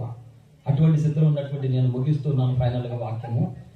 అయితే 2019 వచ్చేసరికి మరి మా అమ్మ నా దగ్గరకు వచ్చేసింది. నా దగ్గర నుండి అమ్మ పనికి వెళ్తూ ఉండేది. ఎలాగైతే హైదరాబాద్ లో అమ్మ మరి నేను చేసిన ప్రార్థన దేవుడు విని అమ్మ మారు మనసు పొంది 2013 డిసెంబర్ 1న అమ్మ బాప్టిజం తీసుకున్నారు హైదరాబాద్ లో. ఇక్కడికి వచ్చిన తర్వాత 2019లో నేను 1-2 పాయింట్లతో మొత్తం పరిచయం చేస్తా. దేవుడు హైదరాబాద్ లోనే నాకు డైజెషన్ సిస్టమ్ అనేది సెట్ చేశాడు నాకు. అప్పటి వరకు నేను ఏదైనా జ్యూస్ తీసుకున్నా సరే వామిటింగ్స్, మోషన్స్ అయిపోతుండేది. మరి ఇక్కడ నుంచి కాకినాడ నుంచి హైదరాబాద్కి వెళ్ళిపోయిన తర్వాత దేవుడు అక్కడ దైవజనుల ప్రార్థన ద్వారా నాకు డైజెషన్ అనే దాన్ని సెట్ చేసి ఏం తిన్న అవలీలుగా అరిగిపోయే సిస్టమ్ దేవుడు అక్కడే పెట్టాడు. ఈ రోజు కూడా నేను ఒకటే ప్రేగుతో ఉన్న, అందరూ ఎలాంటి భోజనం చేస్తారో అదే భోజనం నాకు అవలీలుగా అరిగిపోతుంది. కొండలు ఎక్కువ వస్తారు, అదే భోజనం తింటాను.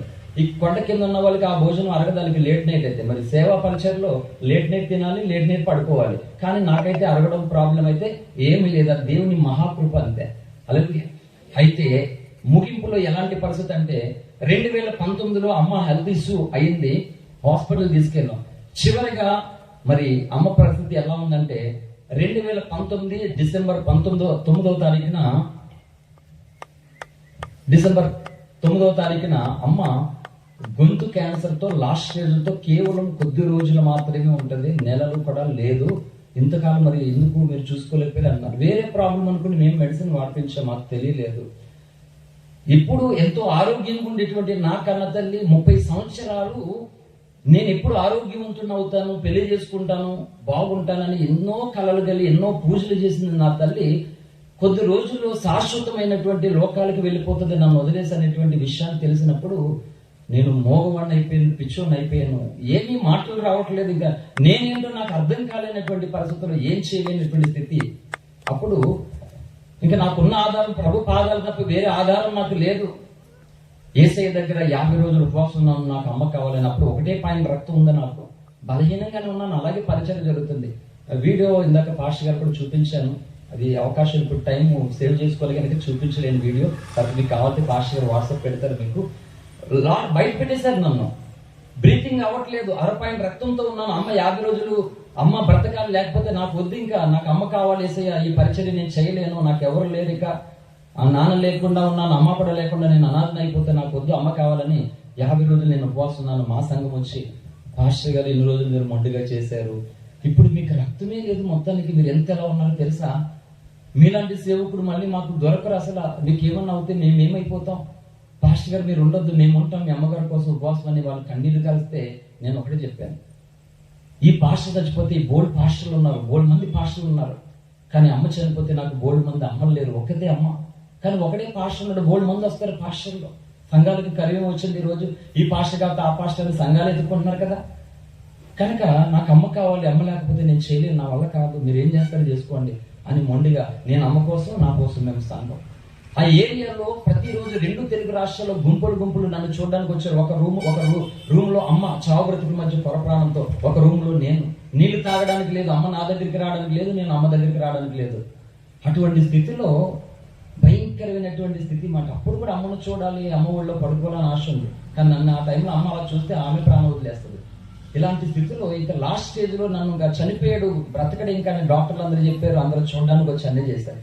ఈ టైంలో మొత్తం ఆ వీడియో వైరల్ అయింది. ఎన్ని వేల మంది నా కొరకు ఉపవాసం ఉండి కన్నీరు కాచి హైదరాబాద్ నుండి కానీ ఈ చుట్టుపక్కల ఏరియా అందరూ కూడా ప్రార్థన చేశారు. ఒకటే ఆశ, ప్రభువా నా బ్రతుకు మూలంగానే సరే, చావు మూలంగానే సరే నీ స్వార్థ చేయాలనుకున్నాను, నేను నీ శ్వాసనంగా ఉండాలనుకున్నాను. కానీ ఇప్పుడు అందరూ నా మరణాన్ని చూస్తున్నారు ప్రభువా, ఈ మరణ సందేశం వాళ్ళకి నేను ఏమి ఇవ్వాలి, నా దేవుడు చేతకాని వాడని ఇవ్వాలా, భరించలేకపోతున్నాను ప్రభువా, వీళ్ళ ముందు నేను ఎలా చనిపోకూడదు, నాకు ఇష్టం లేదు. అయినా నేను హైదరాబాద్ లో ఉన్నప్పుడు నువ్వు నాతో మాట్లాడో చెప్పావు కదా, ఇక్కడికి నీ వల్లే వచ్చాను, ఎన్నో కార్యాలు చేస్తానన్నప్పుడు ఎన్నోని ఏమవ్వలేదు, నేను సేవకుని అయ్యాను, సంఘం కట్టానంతే, ఇంకెన్నో ఉన్నాయి కదా, మరి అవ్వకుండా వీళ్ళు ముందు తీసుకెళ్ళి మాటలే రావట్లేదు నాకు. ఆ టైంలో 1.5 గంట ప్రార్థన చేశాను పడుకుంది, నీళ్లు స్పూన్ తో తాపిస్తూ ఉన్నారు నాకు, నన్ను ముట్టుకుంటే నా స్కిన్ అంతా మొత్తం పెయిన్ వస్తుంది మాట, భయంకరమైనటువంటి బాధ మాట, తట్టుకోలేనటువంటి వేదన మాట. ఆ సమయంలో మొత్తం ఆ సంఘం ఈ సంఘం కాకుండా అన్యులు ఏంటి, ముస్లిమ్స్ ఏంటి, క్రైస్తవులు ఏంటి, అందరూ కూడా నేను బ్రతకాలనే కోరుకున్నారు హృదయపూర్వకంగా. కనుక దేవుడు దిగి వచ్చి నన్ను ఆరోగ్యవంతుని చేసాడండి. హల్లెలూయా. ఒక్క దెబ్బకు మరి 2 నెలలు ఆ టైంలో అలా బయట పెట్టేసేది నన్ను. అందరి ప్రార్థన దేవుడు ఆలకించి 1/2 పాయింట్ రక్తంతో ఉన్నటువంటి నన్ను సంపూర్ణ ఆరోగ్యవంతుని చేసేసాడు దేవుడు. ఈ విషయం ఇప్పుడు కూడా ఊర్లోకి వచ్చి ఏ గడపను తాకిన అబ్బాయి ఏంటంటే వాళ్ళు చెప్పేస్తారు మీకు సువార్త, అన్యుడు. దేవుడు అలా చేశాడు. అయితే నేను ఇంత ఆరోగ్యవంతుని అయిన తర్వాత మరి నా తల్లి 8 నెలలు బ్రతికింది. డాక్టర్ రోజులే చనిపోతుందని చెప్పారు. పుట్టిన కాంచి అమ్మ నేను 8 నెలలు నాకు తెలిసిన తర్వాత ఒకే ఇంట్లో ఒకే చోట ఎక్కువసేపు గడపడం నాకు తెలియదు, లేదు. అట్లా పరిచర్య నిమిత్తం నేను బిజీ అయిపోయాను, మమ్మల్ని పెంచుకోవడం కొరకు అమ్మ బిజీ అయిపోయింది. అమ్మ అనారోగ్యము, కరోనా టైము, నా అనారోగ్యం రీత్యా 8 నెలలు ఒక ఇంట్లో ఉన్న మొత్తం మీద అలాగా నేను ఆరోగ్యవంతుని అయిన తర్వాత నా అమ్మ చివరిగా తన హస్తం నా నెత్తి మీద చెయ్యేసి 30 సంవత్సరాలు ఈ రోజు కొరకు నేను ఎదురు చూస్తూ ఉన్నాను, ఈ రోజు కొరకే. ఇప్పుడు నాకు పర్వాలేదు, నేను లేకపోతే నువ్వేమైపోతావో, ఈ స్థితిలో నిన్ను ఎవరు చూస్తారని వేదన పడ్డాను. దేవుడు నీతో ఉన్నాడు, నాకు ఇప్పుడు భయం లేదని అమ్మ నాతో మాట్లాడి ఆగస్టు 5వ తారీఖున కన్ను మూసింది. 30 సంవత్సరాల తర్వాత రోగంతో ఉన్నటువంటి నేను బ్రతికాను, బాగున్నానని అనేకులు ఫోన్లు చేస్తున్నారు, అవకాశం ఉన్న వాళ్ళు కలుస్తున్నారు, దేవుని స్తుతిస్తున్నారు, అన్యులేంటి ఇతర వ్యక్తులు ఏంటని. ఇప్పుడు ఆరోగ్యం వచ్చింది 30 సంవత్సరాల తర్వాత అని ఆనందించాలా? ఈ రోజు వరకే ఎదురు చూస్తున్నటువంటి నా తల్లే కానరాని లోకానికి వెళ్ళిపోయిందని కుమిలిపోవాలా? అర్థం కాలేనటువంటి స్థితిలో నిస్సహాయం అయిపోయింది. మళ్ళా అసలు నేను ఈ రోజు కూడా ఎలా బ్రతుకున్నానో నాకు అర్థం కాలేదు. 30 ఏళ్ళు తండ్రి లేకుండా బ్రతికిన నేను తల్లి ఒక్క నిమిషం అయిపోయినప్పుడు నేను నాన్న అమ్మ ఇద్దరు లేని అనాథన. ఇన్ని రోజులు నాన్న లేడని నాకు తెలియదు, అమ్మ ఒక్కదే అనుకున్నాను, అమ్మ నాన్న లేరా నాకు అనే విషయం నాకు అప్పుడు అర్థమయ్యి ఊపిరి రావడం లేదు. ఎన్నోసార్లు నాకు బాధ వస్తుంటే అమ్మ దగ్గరికి చెప్పాలని వెళ్ళేవాడిని, కానీ అమ్మ అప్పటికే ఉదయం వెళ్ళి సాయంత్రం వచ్చి ఆ పని చేసుకుని అలసిపోయిస్తే ఇప్పుడు నేను బాలేనని వార్త నా తల్లికి చెప్తే ఆమె బ్రతకలేదు. ఇక మళ్ళా బయటకు వచ్చేసి ఆ రూమ్లోకి వెళ్ళిపోయి ఈ పళ్ళు గట్టిగా ఖర్చు పెట్టుకుని డ్రెస్ తీసుకుని కింద దొల్లుతూ ఉండేవాడిని, పెయిన్ తట్టుకోలేక రూమ్లో డోర్ పెట్టేసుకుని ఎవరు రావద్దు నేను ప్రేర్ చేసుకుంటానని చెప్పి ఏడుస్తూ ఉండేవాడిని, తట్టుకోలేకుండా ఉండేవాడిని. ఇప్పుడు అమ్మ అలాగ అయ్యేసరికి ఏం చేయాలో అర్థం కాలేనటువంటి పరిస్థితుల్లో నేను వెళ్ళిపోయి పిచ్చోని అయిపోయి అన్నమాట. మాటలు లేవు, ఏమీ రావట్లేదు. వేరే పాస్టర్ గారు వచ్చి ఆరాధన జరిగిస్తున్నారు, దాని అంటే ఆపలేదు. నేను అలానే ఉన్నాను. 25వ తారీఖు 31వ తారీఖు ఆగస్టు 31వ తారీఖున రాత్రి సాతానుడు నాతో మాట్లాడుతున్నాడు. ఇప్పుడు చెప్పు, ఎంతో మందికి స్వార్థ చేస్తావు, ఎన్నో స్వస్థతలు అద్భుతాలు జరిగే నీ ద్వారా, కానీ నీ తల్లి దూరం అయిపోయింది ఈ ఆరోగ్యాన్ని చూసుకుని.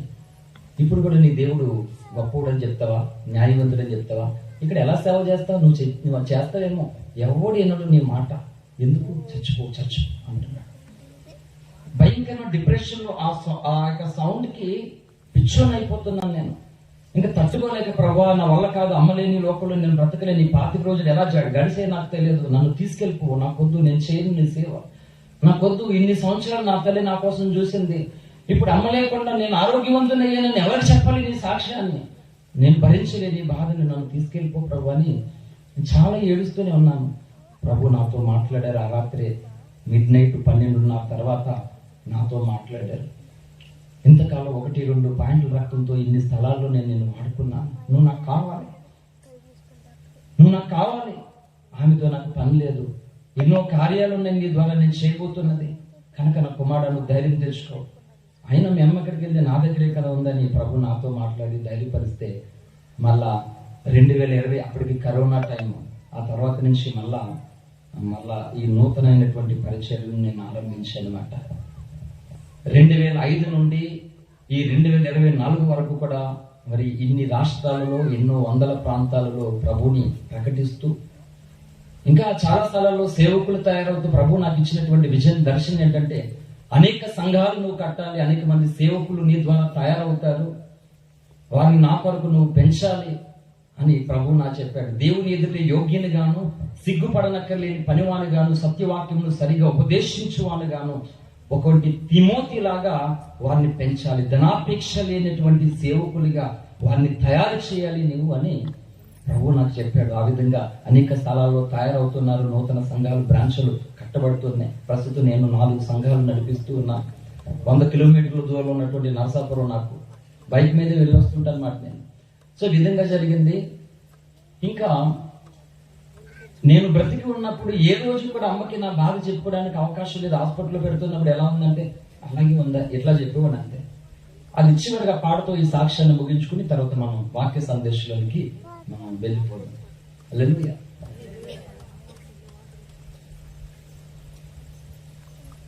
అమ్మా అమ్మా నేనెంతో పిలిచినా, అమ్మా అమ్మాని నేనెంత ఏడ్చినా, నీ రూపము కనబడదు, నీ స్వరము వినబడదు, నీ రూపము కనబడదు, నీ స్వరము వినబడదు అని నాకు తెలిసిన మరువలేకయున్నాను. అమ్మా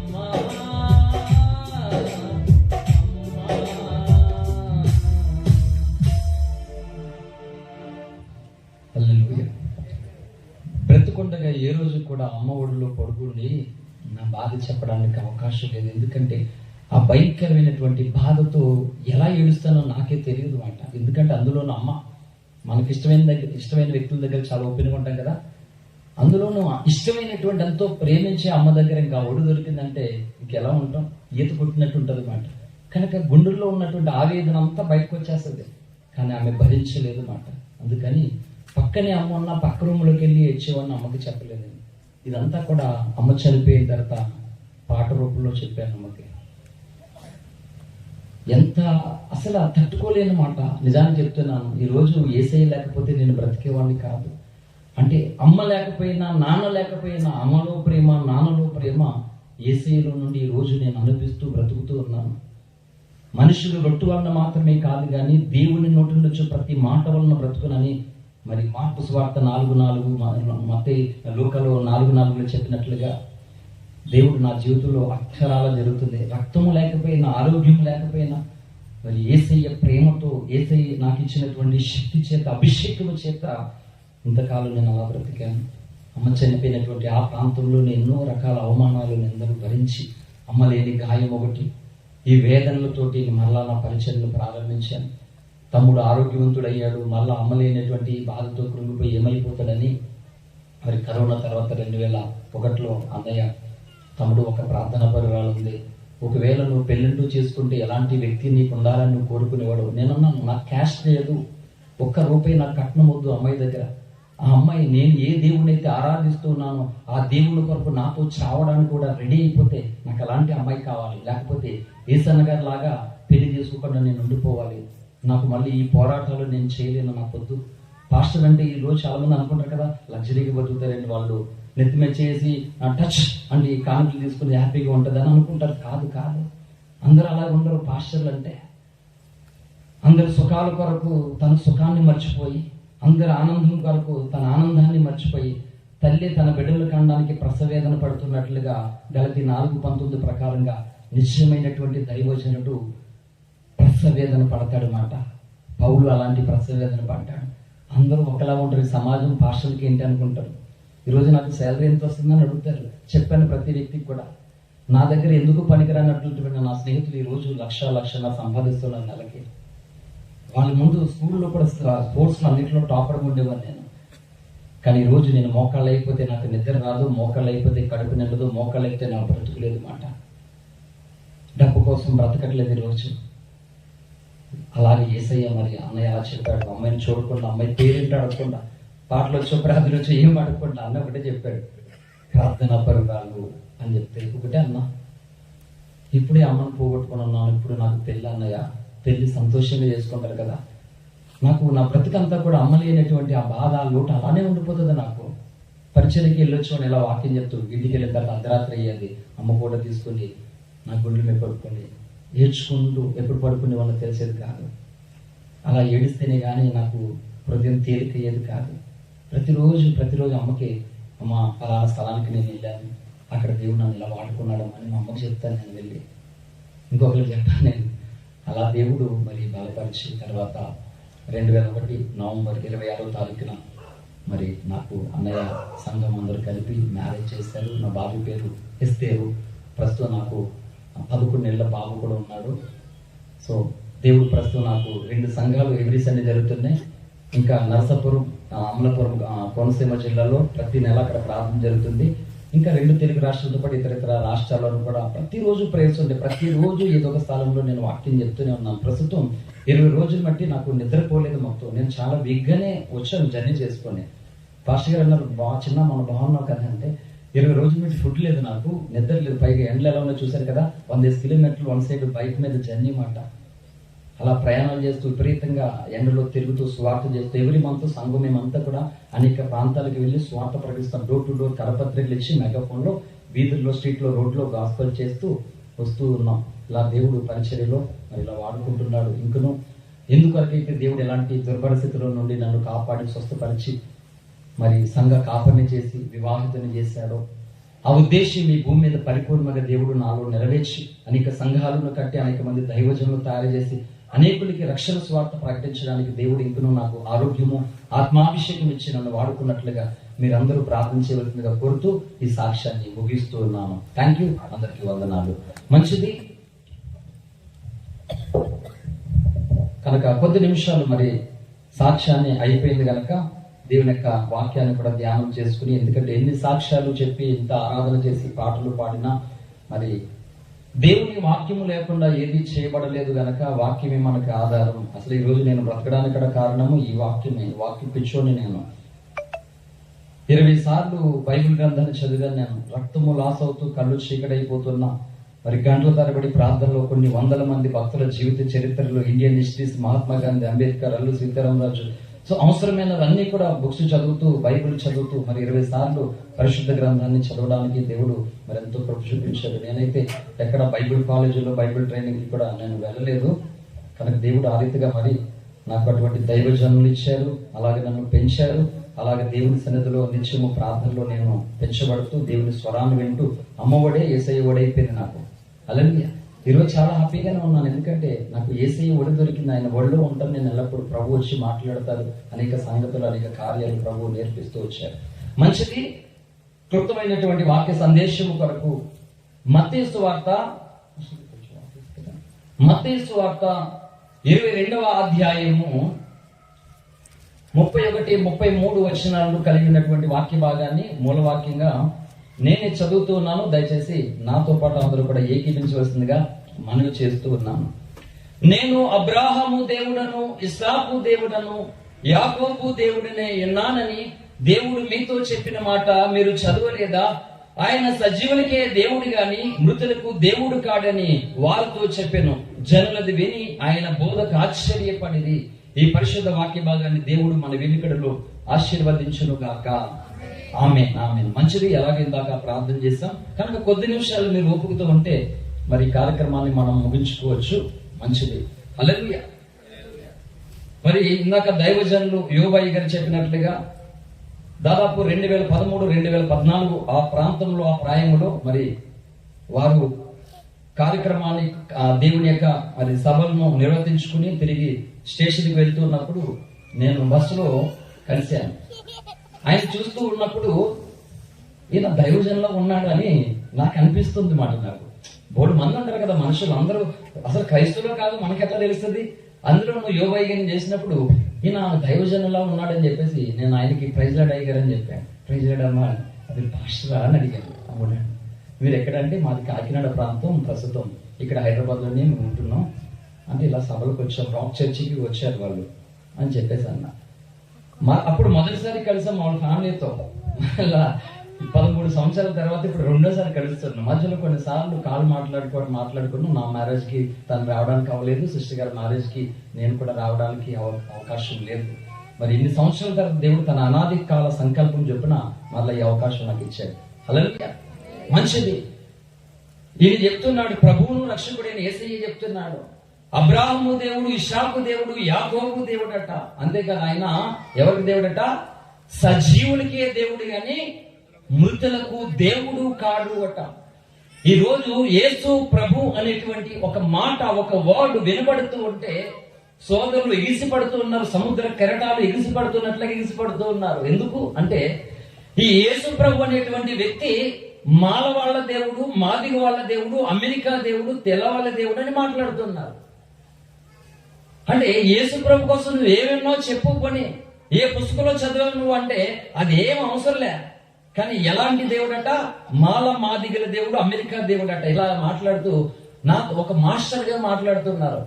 అంటే చదువుకోలేని వాళ్ళు కొంచెం పాపం వాళ్ళు అన్ఎడ్యుకేటెడ్ పర్సన్స్ కాబట్టి వాళ్ళకి తెలియక ఏదో మాట్లాడారంటే, చదువుకున్నటువంటి వ్యక్తులు కూడా వాళ్ళు అంత అజ్ఞానంగా ఎలా మాట్లాడుతూ ఉన్నారు? చరిత్ర లేదా? చరిత్రని ఎవడైనా మాపగలడా? చరిత్ర ఎప్పుడు కూడా ఆకాశంలో కనబడుతూనే ఉంటది, దాయబడి ఉండదు. దాసేయడానికి ఎవరి వల్ల కాదు. ఒక మాస్టర్ అంటాడు, మీరు యేసుప్రభు ప్రకటిస్తారా? సువార్త చేస్తుంటే యేసుప్రభుని ప్రకటిస్తారా? ఆయన ఎవరు తెలుసా? మాలవ దేవుడు అంటాడు. నేను ఒకటే అన్నాను డైరెక్ట్ గానే, ప్రధానమంత్రి వచ్చినా నేను ఇలాగే మాట్లాడతాను, భయపడే ప్రసక్తి లేదు. ఎందుకంటే ఎన్నిసార్లు చంపుతారు అయ్యా మనిషిని? ఒకటేసారి చంపుతారు, 100 సార్లు చంపుతారా? ఒకటేసారి చంపుతారు. ప్రధానమంత్రి వచ్చినా, ఆయనకు మంత్రి వచ్చినా, ఎవరు వచ్చినా సరే ఐ డోంట్ కేర్. ఎందుకంటే I'm servant of God. Hallelujah. After 5 years service చేస్తాడు ఆయన దేశానికి. ఇది జీవితకాలం అంతా సర్వీస్ చేస్తాను నేను. 5 years చేసే వాళ్ళకి అంత గట్స్ ఉంటే బ్రతుకు కాలం అంతా రక్షకుడి యొక్క కుమారుడిగా ఆయన సర్వెంట్ గా మరి ఇంకెన్ని గట్స్ ఉండాలి? ఉండద్దా? చెప్పండి, తప్ప? ఒక మాస్టర్ అంటాడు, మాలోడు దేవుడు ప్రార్థిస్తున్నావు. నేను అన్నాను, నువ్వు మనిషివేనా అన్నాను నేను. నువ్వు ఒక గవర్నమెంట్ ఎంప్లాయీ వర్క్ చేస్తూ కులాన్ని మతాన్ని గురించి నువ్వు మాట్లాడుతున్నావు ఏంటి? నీ రక్తం నా రక్తం చూసి కలిపేసుకుని ఎవరిది ఏ కుల రక్తం చెప్పగలవను అని అడిగా. DNA టెస్ట్ చేసి ఎవరిది ఏ మతంది, ఎవరిది ఏ రక్తం ఏ కులం ఉందో చెప్పగలవని అడిగాను. ఎందుకయ్యా మీరు ఎట్లా మాస్టర్లు అయ్యారు? మీలాంటి మాస్టర్స్ పిల్లలకి ఏమి నేర్పిస్తారు బాబు మీరు? ఈనాడు యువతని ఎడ్యుకేట్ చేయాలని అంబేద్కర్ చెప్పాడు ఆయన. కానీ మీరేం చేస్తున్నారు? యువతని మతోన్మాదులు చేస్తున్నారు, మీరు టెర్రరిస్టులు చేస్తున్నారు, ఉగ్రవాదులు చేస్తున్నారు. అందుకే 2004లో నక్సలైట్ అయింది, కొందరు చంపేద్దాం అనుకున్నాను నేను. కానీ యేసయ్య ఆ అవకాశం ఇవ్వలేదు నాకు. డాక్టర్ నాకు అవకాశం ఇవ్వలేదు. కానీ పాస్టర్ని అవుతానని కల్లో కూడా అనుకోలేదు నేను. ఆయన ఉద్దేశం వేరు ఏంటి, ఆయన ఆలోచన వేరు, మన ఆలోచన వేరు. లేకపోతే ఎంతమంది మరి ఇక్కడ ఏం చేస్తారో తెలియదు కానీ, అంటే ఈస్ట్ వెస్ట్ కాబట్టి ఆల్మోస్ట్ మనకి ఒకటే యాస, ఒకటే భాష. బూరు గుమ్మడికాయలు తెలుసు కదమ్మా, ఇంటి ముందు ఎలాడతాయి. నా చేతిలో కొన్ని 100 తలకాయలు ఎలాడినమాట. అలా మామిడి చెట్లకి ఆ మామిడికాయలు ఎలాడుతున్నట్లుగా తలకాయలు ఇంటి ముందు ఎలాడిన నా చేతిలో చచ్చిపోయిన మనుషులు. కానీ ఎవరిని చంపలేదు. ఎందుకు? ఈరోజు దేవుని సేవకుని అయిపోయాను కాబట్టి ఎవరిని చంపలేదు. ఒకవేళ దేవుడిని కనుక నమ్మకపోతే ఎంతమంది చచ్చేవారు నా చేతుల్లో.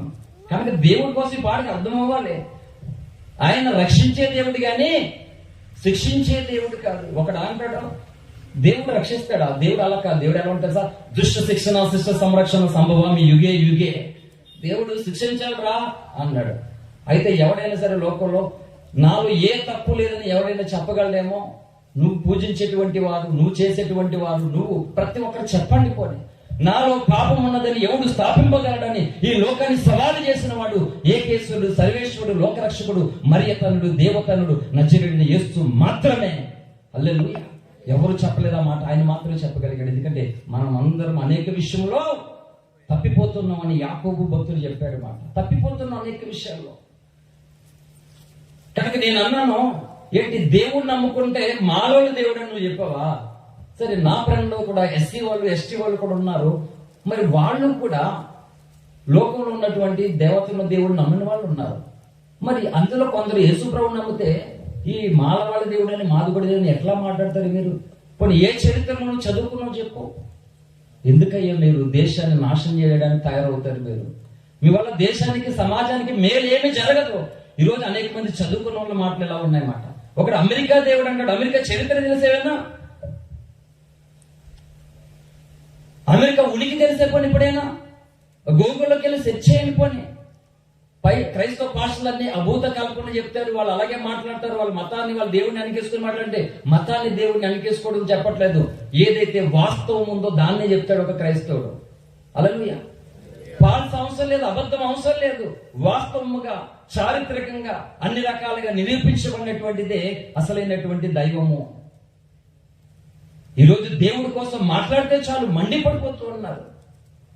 స్కూల్స్ దగ్గర బ్యాండీ షాపులు పెడతారు, వైన్ షాపులు పెడతారు. గుడి ఉంటుంది అక్కడ, స్కూల్ ఉంటుంది, వైన్ షాప్ కూడా ఉంటుంది. ఈ వైన్ షాపుల దగ్గర పేర్లన్నీ కూడా మరి మనం అంటే నాకు ఆ అనుభవం లేదని, నాకు దేవుడు మహాకృప పెట్టి ఆ అనుభవం నేను నేర్చుకోవాలి. చిన్నప్పటి నుంచి ప్రభు మరి ఆ వేలు నన్ను నడిపించాడు కాబట్టి చాలా మంది ఆ అనుభవం ఉంటుంది. ఆ వైన్ షాప్ పేరు మీద ఎవరి పేర్లు ఉంటాయండి? కనుక నేను కించపరచను, ఎవరిని దూషించను. దేవదశ చెప్పారు, ఏ మతమును గాని, ఏ వ్యక్తిని గాని, ఏ డినామినేషన్ గాని దూషించరాదు, ద్వేషించరాదు. తెలియని సంగతులు దేవుడిని అడిగి తెలుసుకోవాలని చెప్పాడు ఆ మహానుభావుడు. కనుక వాస్తవం చెప్తున్నప్పుడు మరి తప్పదు కొంతమందికి నొప్పి. నాకు రక్తం ఎక్కించేటప్పుడు డాక్టర్ మనకు గాయం చేయవలసి వచ్చేది, ఆ నీడుని పొడిసేవాళ్ళు వచ్చేది. అంటే డాక్టర్ నాకు కసిపించుకోవాలి నేను ఇప్పుడు. అంటే నాకు కలిగే గాయం ఏంటంటే నా రోగం నుండి విడుదల కాదు అంతే. అలాగే నేను ఒక గట్ట అవుతున్నారంటే కొన్నిసార్లు తప్పదు. మరి వాస్తవం మరి అంగీకరించాలన్నమాట. గుమ్మడికాయలు దొంగ ఎవడంటే భుజం నడుకున్నాడు అంటే ఎవడు. అలాగా వాస్తవం మాట్లాడుతుంటే విమర్శలు కొందరు అనుకుంటే తప్పులేదు. మరి వాస్తవం తెలుసుకోవాలి భూమి మీద అందరూ. కనుక మానవులకో దేవుడు, మాదిగ వాళ్ళకో దేవుడు, అమెరికా దేవుడికి, ఇండియాకు ఇంకో దేవుడు ఇట్లా ఉండరు బాబు. ఏకో నారాయణ అని చెప్తుంది పురాణం. అల్లా ఏక్ సప్త మాలిక అని చెప్తుంది ఖురాన్ కూడా చదివాను నేను, బైబిల్ చదివాను, భగవద్గీత చదివాను, రామాయణం చదివాను, అష్టాదశ పురాణాలు చదివాను. ఎందుకు చదివాను తర్వాత చెప్తాను ముగింపులు. కానీ అయితే దేవుడు అనేటువంటి వాడు ఒక్కడే ఒక్కడే ఒక్కడే. హెబ్రీ భాష పదలో ఎలోహిం దేవా, ఇది నాట్ ఏ సింగులర్, ఇది ఫ్లూరల్ అన్నమాట. దేవుడు బహుళత్వము కలిగిన వాడిగా ఉన్నాడు, ట్రినిటీగా ఉన్నాడు. ఇంకా ఈ సత్యం క్రైస్తవులు కూడా అర్థం కాలే. త్రిత్వాన్ని నమ్మలేని క్రైస్తవులు కూడా చాలా మంది ఉన్నారు ఈ రోజు. మరి ఎందుకు నమ్మట్లేదు అర్థం కాలేదు నాకు. త్రిత్వం అనే పదం బైబిల్లో లేదంట అని మాట్లాడుతున్నారు. ఒకవేళ ఎవరైనా ఉంటే ఖచ్చితంగా వాక్య సారాంశమేమో మీకు త్రిత్వం ఎలా ఉందో ఎందుకు నమ్మాలో నేను క్లారిటీ ఇస్తాను, స్పష్టమైనటువంటి క్లారిటీ. ఒకవేళ లేదని నా క్లారిటీ ఇచ్చినా నేను దిద్దుకుంటా. సో ఇటు క్రైస్తవ సమాజానికి అటు అన్ని సమాజానికి రక్షకుడిని కూర్చున్నటువంటి స్పష్టతమైనటువంటి స్వార్థమానం చెప్పడానికి నేడు నేను ఈ స్థలంలో నిలబడి ఉన్నాను. హల్లెలూయా. కాబట్టి యేసు అనేటువంటి వాడు ఆకాశమందు ఉన్నటువంటి ఒక సూర్యుని వంటి వాడు మాట.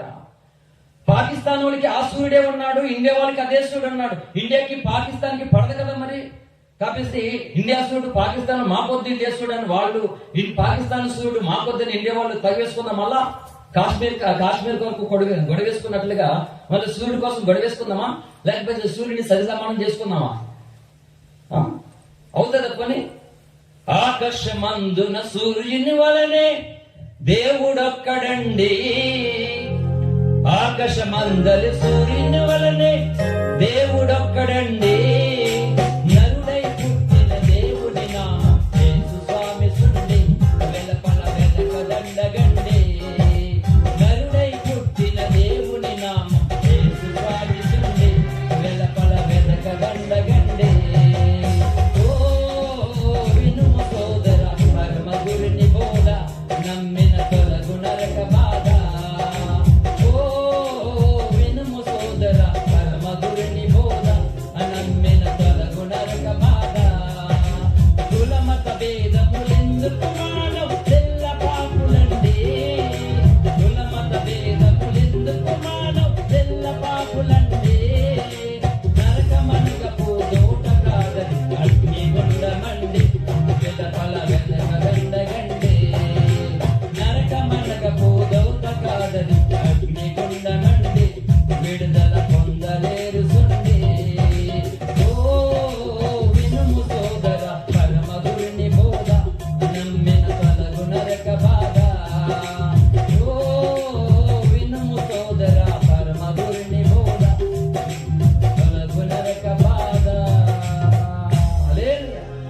వేమన గారు చెప్పారు, వినదగునెవ్వరు చెప్పినా వినినంతనే వేగరపడక కనికల నిజము తెలిసిన వాడి మహిళ సుమతని.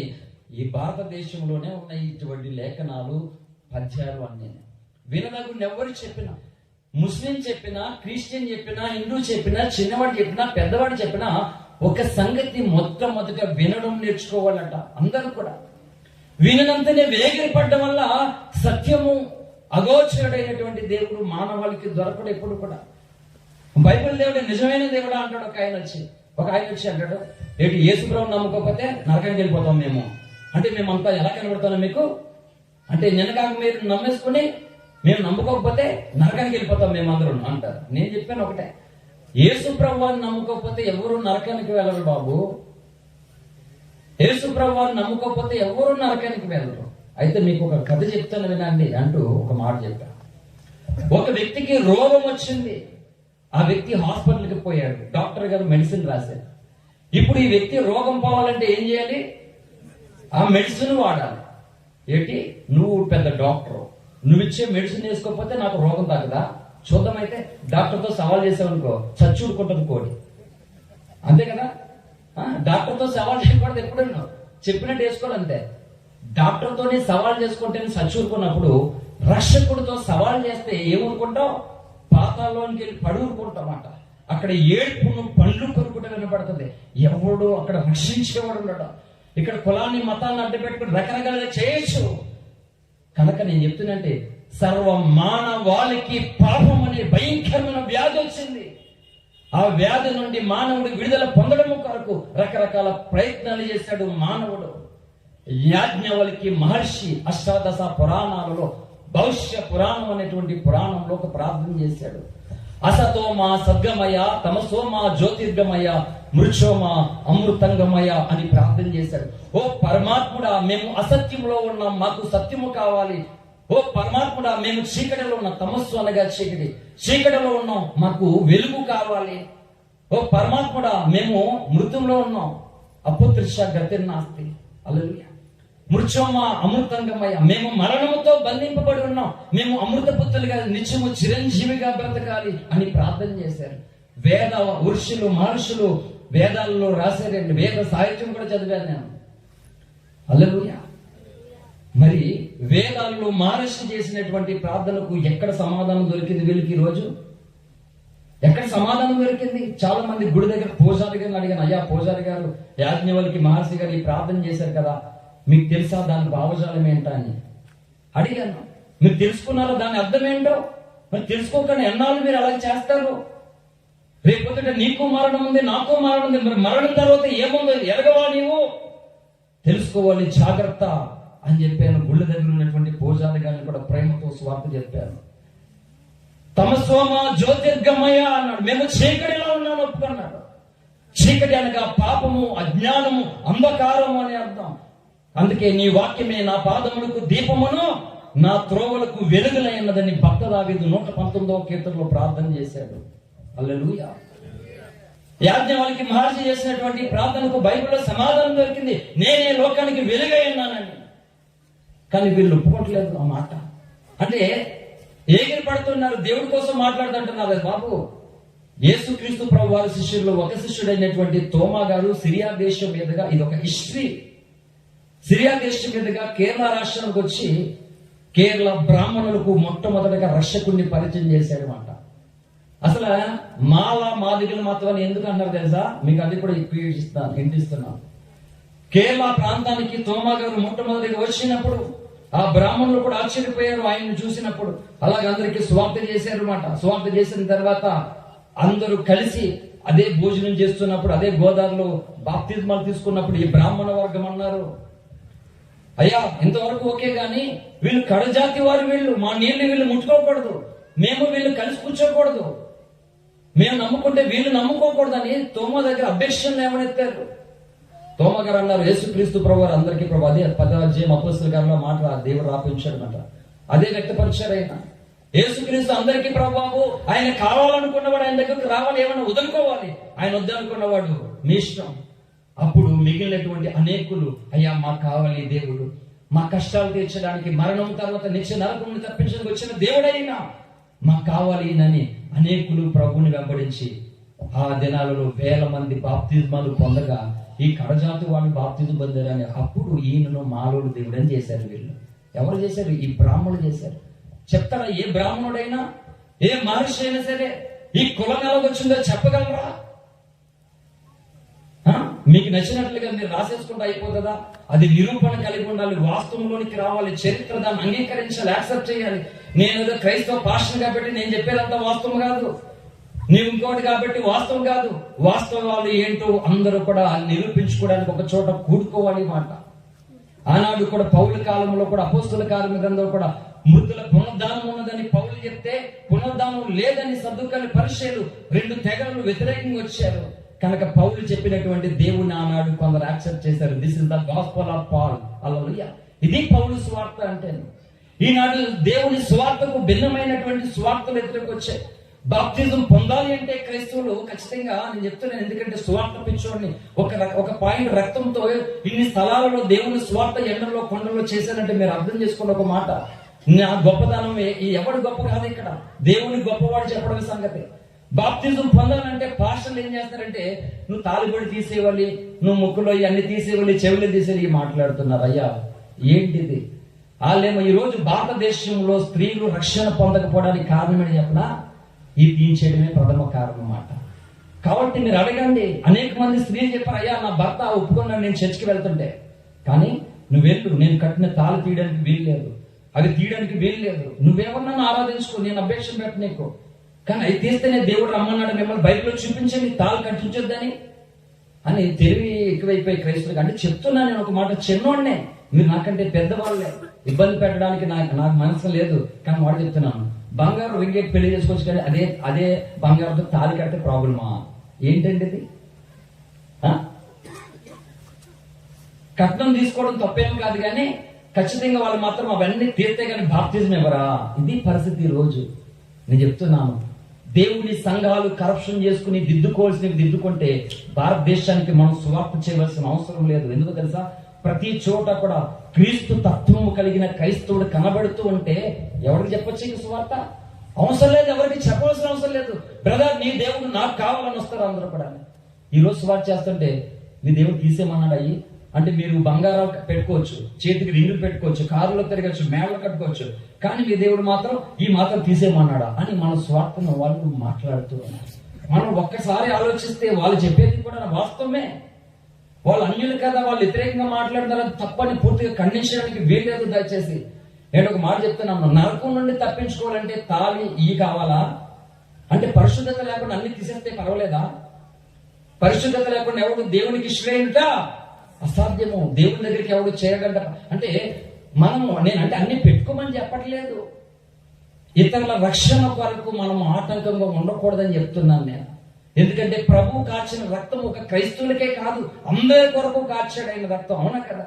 మీకు ఈ సమయంలో ఒక మాట చెప్తాను. పరిశుద్ధ గ్రంథంలో ముగింపులో మనం ఉన్నాం, సమయం అవుతుంది కానీ క్లోజ్ చేస్తాను. లూకాసు వార్తలోనికి రండి. లూకాసు వార్త 16వ అధ్యాయము. లూకాసు వార్త 16వ అధ్యాయంలో మనకు తెలుసు, ధనవంతుడు లాజరు కొరకు తెలియని క్రైస్తవ సమాజంలో ఎవరు ఉండరు. ఒక మాట అడుగుతున్నాను, ధనవంతుడు నరకానికి ఎందుకు వెళ్ళాడు? ఏంటి చెప్పండి? ధనవంతుడు నరకానికి ఎందుకు వెళ్ళాడు? వెళ్ళడలేదు. అందుకే నేనే పంపించాను అంటారు మీరు. ఏమో బాబు నువ్వే పంపించేసినట్టున్నా, మాకు సంబంధం లేదంటారేమో.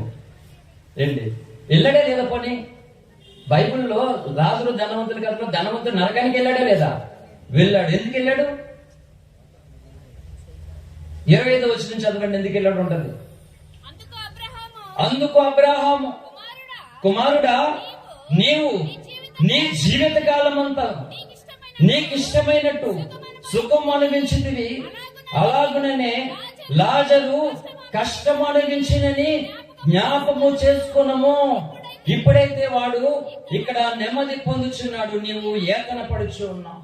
చూడండి ఇలాగా, ఇతడు అబ్రహాము కుమారుడే, ధనవంతుడును, దేవుని ధర్మశాస్త్రాన్ని ఎరిగిన వాడే, ప్రవక్తల లేఖనాలు తెలిసినటువంటి వాడే, కానీ తన జీవిత కాలం అంతయు బహు సుఖపడుచుండు వాడట. బాబు, క్రైస్తవుడికి అంత సుఖం ఉండొద్దు తెలుసా? క్రైస్తవుడికి అంత సుఖపడితే అంత ప్రమాదం పొంచి ఉంది. అందుకే దేవుడు కొన్నిసార్లు మనల్ని రాంగ్ వేలోకి వెళ్ళిపోతున్నావేమో కనుక మనల్ని సరైన వేలో నడిపించడానికి ఇప్పటికప్పుడే మన దేవుడు మన పట్ల ఎంతో ప్రణాళిక కలిగి ఉంటాడు అన్నమాట. ఈ రోజు నాకు రోగం లేకపోతే, ఫర్ ఎగ్జాంపుల్ యేసుప్రభు అనే దేవుణ్ణి ప్రకటించేవన్నా, నేను బాగా చదువుతాను, ఆటల్లో పాటలు అన్నింటిలో ఫస్ట్ కాబట్టి ఏదో మంచి జాబ్ కొట్టి సంపాదించుకునేవాడిని నేను ఈ రోజు. అప్పుడు నేను మిగిలిన వాళ్ళతో కలిసి నా దేశంలో ఎంతమంది ఉంటుండగా మరలా యేసు ఎందుకని నేను అనేటువంటి వాడిని వాళ్ళతోటి. కనుక నన్ను యేసు దగ్గర తీసుకొచ్చింది నా రోగం. హల్లెలూయా. కనుక ఒక శ్రమ నీకు మేలే గాని కీడు కాదు. ఇప్పుడు సమస్తము సమకూడి మేలు కొరకే జరుగుతున్నాయి. ఈ ధనవంతుడు బహుగా సుఖపడుతూ ఉన్నాడు, తన ఎదుట ఉన్నటువంటి లాజరును చూడలేకపోతున్నాడు. ఈ రోజు ఈ వాక్యాన్ని నేను అలా విభజించి మాట్లాడాలంటే తక్కువ 6 గంటలు కంటిన్యూగా మెసేజ్ చెప్పాలి ఇక్కడ. 6 గంటలు కంటిన్యూ మాట. నా ప్రసంగాలు 3 గంటలు కూడా ఉంటాయి యూట్యూబ్ ఛానల్ కూడా. హల్లెలూయా. అయితే ఒక మాట చెప్తున్నాను, ఆయన సజీవులకే దేవుడు గాని మృతులకు దేవుడు కాడంట. ఎవరు సజీవులు ఈ రోజు? అబ్రాహాము, ఇస్సాకు, యాకోబులు సజీవుల మృతులా? చెప్పాలి. అబ్రాహాం, ఇస్సాకు, యాకోబులు సజీవుల మృతులా? మృతులే కదా. అబ్రాహాం బ్రతుకున్నాడా? చనిపోయాడు. ఆయన సజీవులకే దేవుడట, మృతులకి దేవుడు కాడట. పైన అంటాడు, నేను అబ్రాహాము దేవుడు, ఇస్సాకు దేవుడు, యాకోబు దేవుడు అని చెప్పాడు. ఎవరు మృతులు అంటే చూడండి, ప్రకటన గ్రంథం త్వరగా సమయం లేదు మనకి. ప్రకటన గ్రంథం 3వ అధ్యాయము 1వ వచనం. సార్దీసులో ఉన్న సంఘపు దూతకి ఎలాగూ వ్రాయము, 7 నక్షత్రమును దేవుడు 7 ఆత్మలు గలవాడు చెప్పు సంగతులేవనగా, నీ క్రియలు నేను ఎరుగుదును. ఏమనగా, జీవించున్న పేరు మాత్రం ఉన్నది గాని నీవు మృతుడివే. ఇది ఈనాడు సార్దీసు సంఘంలో ఉన్నటువంటి అనుభవం. ప్రపంచవ్యాప్తంగా ఉన్నటువంటి అన్ని సంఘాలలోనూ ఉంది ఈ పరిస్థితి. ఆల్ చర్చెస్ లో ఉంది పరిస్థితి. ఏంటంట జీవించున్న పేరే ఉందంటే ఈనాడు క్రిస్టియానిటీకి. కానీ ఎలా ఉన్నారంటే రియల్ లైఫ్ లో మృతులుగా ఉన్నారు. అంటే చనిపోయిన ఒక మృతుడికి ఏం జరుగుతుందో తెలుసా? తెలియదు. కానీ ఈనాడు దేవుడి సంఘాలు ఉన్నటువంటి ప్రజలకు ఏం జరుగుతుందో తెలియాలి. లోకరక్షకుడైన దేవుడు కోట్ల మంది ప్రజలు ఉంటుండగా నీవు నేను రక్షణ పొందే కృపించి ఒక సంఘంలో చేర్చబడ్డామంటే ఇంకా నీవు ఈ లోకానుసారంగా బ్రతకడానిక, ఈ లోకానుసారంగా మనకి నచ్చినట్లుగా జీవించడానిక? బాప్తిజం పొందిన దినాల్లో ఉన్నటువంటి ప్రేమ, భక్తి, విశ్వాసం, భయం ముందుకెళ్తున్న కొద్దికి ఈ రోజు సంఘాలలో కనబడట్లేదు. అవునా కాదా? నేను చెప్తున్నాను. అలాగని ఈ సాధ్య సంఘ అనుభవం ఆల్ చర్చెస్ లో కనబడుతూ ఉంది. క్రైస్తవ సమాజంలో ఈ రోజు క్రీస్తు కనబడట్లేదు సరిగ్గా. ఎందుకంటే ఇల్లామా లేదన్నట్టుగా ఉన్నారు. జీవించిన పేరే ఉందంట, మృతులు కాదంట. అందుకని మనం నిర్జీవమైనటువంటి వ్యక్తులుగా ఉండకూడదు, జీవించే వారికి ఉండాలని దేవుడు భక్తులను ఏర్పాటు చేసుకుని వాళ్ళు ఉద్యోగాలు వదిలేసుకున్నారు. విలియం కేర్ లాంటి మహానుభావుడు ఇంగ్లాండ్ దేశాన్ని విడిచిపెట్టి ఇండియా దేశానికి వచ్చి ఎన్నో తిప్పలబడి ఇక్కడ ఎన్నో అవమానాలు పొంది భార్య పిచ్చిదైపోయింది, సిరంపూర్ కళాశాల బైబిల్ కాలేజ్ అదే ప్రింట్ కాలిపోయింది, బిడ్డలు చనిపోయారు, తినడానికి తిండి లేదు, సుఖంగా బ్రతికాడు ఆ దేశంలో. కానీ ఈ రోజు భారతదేశాన్ని ప్రేమించి ఎంతో మంది మిషనరీలు మన దేశానికి వచ్చి దేవుని స్వచ్ఛమైనటువంటి ప్రేమను అందిస్తే ఈ రోజు ఈజీగా క్రైస్తవులు అవుతున్నారు, కానీ క్రీస్తును చూపించే క్రైస్తవులు అవడంలే. అపోస్తుల కార్యముల గ్రంథం 11:26 ప్రకారంగా అంత్యకాలంలో మొట్టమొదటిగా శిష్యులు క్రైస్తవులు అనబడిరని రాయబడి ఉంది. కానీ ఈ రోజు ఈజీగా క్రైస్తవులు అయిపోతున్నారు, శిష్యులు అవ్వట్లే. సిలువను మోసేటువంటి క్రైస్తవులు కనబడట్లేదు, శిష్యులు అయిపోతున్నా, ఈజీగా క్రైస్తవులు అయిపోతున్నారు. ఏంటో మాట చెప్తున్నాను, మనల్ని దేవుడు ఎక్కడికి పిలిచాడు? పరలోక రాజ్యానికా కాదా? పరలోక రాజ్యానికి. ఎప్పుడు ఈ భూమి మీద మనం ఉంటామో ఉండమో తెలియదు. దాని కొరకు మనం ఎంతో కష్టపడుతున్నాం, సమయం అంతా దానికే అప్పగించేస్తున్నాం మనం. కానీ పరలోక రాజ్యానికి మనం వెళ్తాం, అక్కడ యుగయుగాలు నిత్య ఆనందకరమైన స్థితిలో మనం ఉంటాము. కాబట్టి అక్కడ మనం సిగ్గుపడే పని వారిగా ఉండకూడదు, యేసయ్య ఎదుట గొప్ప బహుమానం పొందుకోలేనటువంటి స్థితిలో ఉండాలని ఎందుకు అనిపించట్లే? గుడికి కూడా నచ్చితే వెళ్తారు, లేకపోతే లేదు. ఇది పరిస్థితి ఈ రోజు సంఘాల్లో. నేను ఒకటే చెప్తాను, అన్ని సంఘాలకు తిరుగుతాను కదా. సంఘము క్రీస్తు భార్య, క్రీస్తు తన స్వరక్తం ఇచ్చి సంపాదించిన సంఘము ఏంటి? దేవుని క్రియలు లేనిటటువంటిగా ఉండకూడదు. దేవుని ప్రేమ నీలో ఉండాలి, విశ్వాసం నీలో ఉండాలి. క్రియలు లేని విశ్వాసం మృతమని చెప్తుంది యాకోబు పత్రిక 2వ అధ్యాయంలో. కనుక లేఖనం చూపించిన సమయంలో దగ్గర ముగిస్తూ ఉన్నాను కనుక జీవించిన పేరే ఉంది. ఆయన ఏం చెప్తున్నాడు మూలవాక్యంలో? నేను సజీవులకే దేవుడిని, మృతులకు కాదు. అంటే నువ్వు సంఘానికి వెళ్తావు, రక్షణ పొందే సంవత్సరాలు అవుతుంది, కానీ దేవుడు నీ పట్ల ఎలాంటి ప్రణాళిక కలిగి ఉన్నాడో నీకు తెలియదు. ఒక ఆయన అంట, ఒక దైవజనుడి పాస్టర్ గారు, మా ఓడికి సంబంధం చూడు, మంచి సంబంధం అడగట.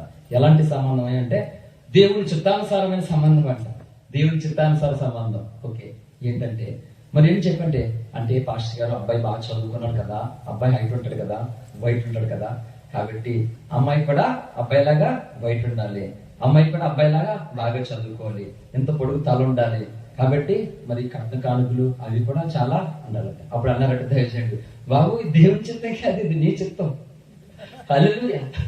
దేవుని చిత్తం కాదు బాబు, ఇది నీ చిత్తం.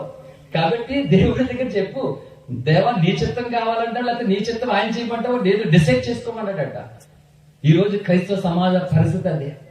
దేవుడు నీ పట్ల ఏ చిత్తము కలిగి ఉన్నాడో దాన్ని నువ్వు కనిపెట్టుకోవాల్సింది పోయి నీ చిత్తాన్ని ఆయనకు అప్లై చేసి ఇదే దేవుని చిత్తం అంటున్నావు నువ్వు.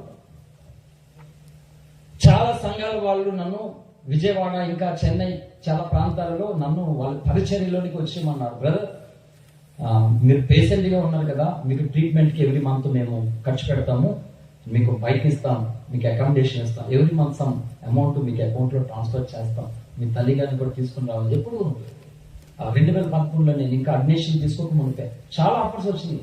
అవును, అవి మీరు సార్ మీరు దేనికైనా పిలిస్తే కనుక నేను వస్తాను, చేయవలసింది చేస్తాను. దానికి మీరు నాకు ఎంత ఇవ్వాలని నేను మాట్లాడను, ఎంత ఇస్తానని మీరు మాట్లాడొద్దు. కనుక అవి నాకు నచ్చదు. నన్ను మీరు దేవుని కొరకు వాడుకోవాలనుకున్నప్పుడు మీరు కబురు పడితే ఖచ్చితంగా నా సెడ్యూల్ చూసుకుని నేను వస్తాను. ఇప్పుడు కూడా అట్లాంటి ఆఫర్ చాలా వచ్చినాయి నాకు. దేని కొరకు నేను అమ్ముడైపోవాలి నేను అనుకోవట్లేదు. ఎందుకంటే నేను యేసయ్య రక్తములో విలువ పెట్టి కొనబడిన ఆయన సొత్తు మాత్రమే. హల్లెలూయా. నేను ఇంకెవరు సొత్తు కాదు మాట. నా భార్యకి చెప్పిన ఒకటే మాట, ప్రభు నన్ను ఎక్కడికి వెళ్ళిపోమంటే అక్కడికి వెళ్ళిపోతాను. ఈ సంఘం ఎవరికి అప్పచెప్పేమంటే వాళ్ళకి అప్పగించేసి నేను వెళ్ళిపోతాను. నాతో నువ్వు వస్తేనే నన్ను చేసుకో. కనుక నా పరిచయం ఇలా ఉంటది. నేను ఒక మిషనరీ సేవ చేయాలనుకుంటున్నాను. నేను ఎక్కడికి వెళ్తాను తెలియదు, భాష రాని ప్రాంతానికైనా సరే. ఎందుకంటే అన్ని భాషలను ఎరిగిన వాడు నా దేవుడు. ఆయన ఉంటే చాలు నా పట్ల. ఏ భాషతో నాకు ప్రాబ్లం ఏమీ లేదు. ఆయన నా పక్కన ఇంకో భాషతో మాట్లాడా దేవుడు? మాట్లాడతాడు ఆయన. కాబట్టి ఇది చెప్పాను ఈరోజు. కాబట్టి ఒకటే చెప్తానండి, ప్రభు రాకడ సమీపిస్తున్నటువంటి తరుణంలో మనం ఉన్నాం. సోదరులేమో ఈ దేవుడు మా దేవుడు కాడు అని వద్దంటున్నాడు. అంతగా అందరూ మారు మనసు పొందాలని దేవుడు కోరుకుంటూ ఉన్నాడండి. అపోస్తలుల కార్యగ్రంథం 17:31 వాళ్ళేమో దేవుడు ఇస్తున్న అవకాశాన్ని పోగొట్టుకుని కులం, మతం, ఇంకొక దేశానికి దేవుడు అని మాట్లాడుతున్నారు. సూర్యుడి కోసం అందుకే క్లారిటీ ఇచ్చారు. క్రైస్తవులేమో జీవించిన పేరు మాత్రం ఉన్నది కానీ మృతులుగా బ్రతికేస్తున్నారు. అంటే దేవుడు నీ పట్ల ఏమై ఉన్నాడో, నీ పట్ల ఆయన ఎలాంటి ఆలోచన కలిగి ఉన్నాడో ఎరగలేనట్లుగా నువ్వు సంవత్సరాలు పడి అలా బ్రతికేస్తే దేవుడు సంతోషిస్తాడా? నువ్వు పరలోకంలోనికి వెళ్ళి యుగ ఆ ఆనందాన్ని అనిపిస్తావా? అనిపించలేదు. కనుక ఈ భూమి మీద మనం ఉంటుండే గానీ అబ్రాహాము దేవుడు, ఇస్సాకు దేవుడు, ఇందాక దైవజనం చెప్పారు కదా, అబ్రాహాము ఎక్కడికి వెళ్ళాలో తెలియకుండానే దేవుని మాటకి విధేయుడైపోయి ఆ మాట చెప్పుని వెళ్ళిపోయాడు. అంతేకాదు అబ్రాహాము తనకు లేక వృద్ధాప్యంలో పుట్టినటువంటి కుమారుని ఎంతో ప్రేమించేవాడిని నువ్వు బలిచ్చి అంటే చిత్తం ప్రభు అని సారా గారికి కూడా చెప్పలే, తన భార్య కూడా చెప్పలేదు ఆ మాట. పనివాడిని తీసుకుని గాడిద గన్నులు కట్టి ఆ మోరియా దేశానికి వెళ్ళిపోయాడు. 3 దినాల ప్రయాణం పట్టిందట. ఎందుకు 3 దినాల ప్రయాణం పట్టింది అబ్రాహాముకి? ఆదికాండం 22 మనకు కనబడుతుంది. ఎందుకు 3 దినాలు అంటే కన్న ప్రేమ ఆలోచించాలి. ఏ కన్న తల్లిదండ్రులైనా తమ బిడ్డను తమ చేతులారా బలి చేస్తుంటే ఒప్పుకోగలరా? ఇవ్వగలరా? చెప్పండి, ఇవ్వగలరా? అంటే ఈ 3 దినాలు ఎందుకు అంత వ్యవధి పెట్టాడు తెలుసా దేవుడు? ఈ 3 దినాల్లో ఏ క్షణమైన తండ్రి ప్రేమ బయటకు వచ్చి అమ్మో నేను నా కొడుకుని బలివను అనే మనసు నార్మల్ సాధారణమైనటువంటి ఒక మనిషి ఆలోచన రావాలి తనకి. ఒకవేళ అలా వస్తుందేమో కూడా దేవుడు పరిశీలన చేశాడు. అందుకే 22 దినంలో ఆ దినములు జరిగిన తర్వాత దేవుడు అబ్రాహామును పరిశోధించునని వాయబడి ఉంది. కానీ 3 దినాలు కూడా మొదలైనప్పుడు ఏ ఆలోచనతో ఉన్నాడో ఆ కత్తి ఎత్తే వరకు కూడా అదే ఆలోచనతో ఉన్నాడు. లోపడ్డాడండి అంతవరకు దేవుడికి అబ్రాహాము. కానీ ఈనాడు క్రైస్తవులు లోబట్లేదు. దేవుడు నా మాట వినాలి, పాస్టర్ గారు నా మాట వినాలి, నాకు నచ్చినట్లు ఉండాలి, ఇట్లా అనుకుంటున్నారు సంఘాలు. కాదు, పాస్టర్ గారు కాదు, పాస్టర్ గారు కాదు, సంఘాలు కాదు, అందరూ కలిపి మనం దేవుని చిత్తాన్ని ఈ భూమి మీద నెరవేర్చే వారమై ఉన్నాము. హల్లెలూయా. అది నెరవేర్చడానికి నీ రెస్పాన్సిబిలిటీ ఏది? ప్రతి వారు తమ బాధ్యతను, the responsibility of the society, the responsibility of the family, the responsibility of the gospel. క్రైస్తవుడు ఎవరు నిజమైన క్రైస్తవులని 3 ముక్కలు చెప్పి ముగిస్తున్నాను. ఇంక బైబిల్ క్లోజ్ చేసుకోవచ్చు మీరు. హల్లెలూయా. క్రైస్తవుడు అనగా, నిజమైన క్రైస్తవుడు అనగా నువ్వు సంఘం పట్ల బాధ్యత కలిగిన వ్యక్తిగా ఉండాలి. అలాగే కుటుంబం పట్ల బాధ్యత కలిగిన వ్యక్తిగా ఉండాలి. సమాజం పట్ల కూడా బాధ్యత కలిగి ఉండాలి.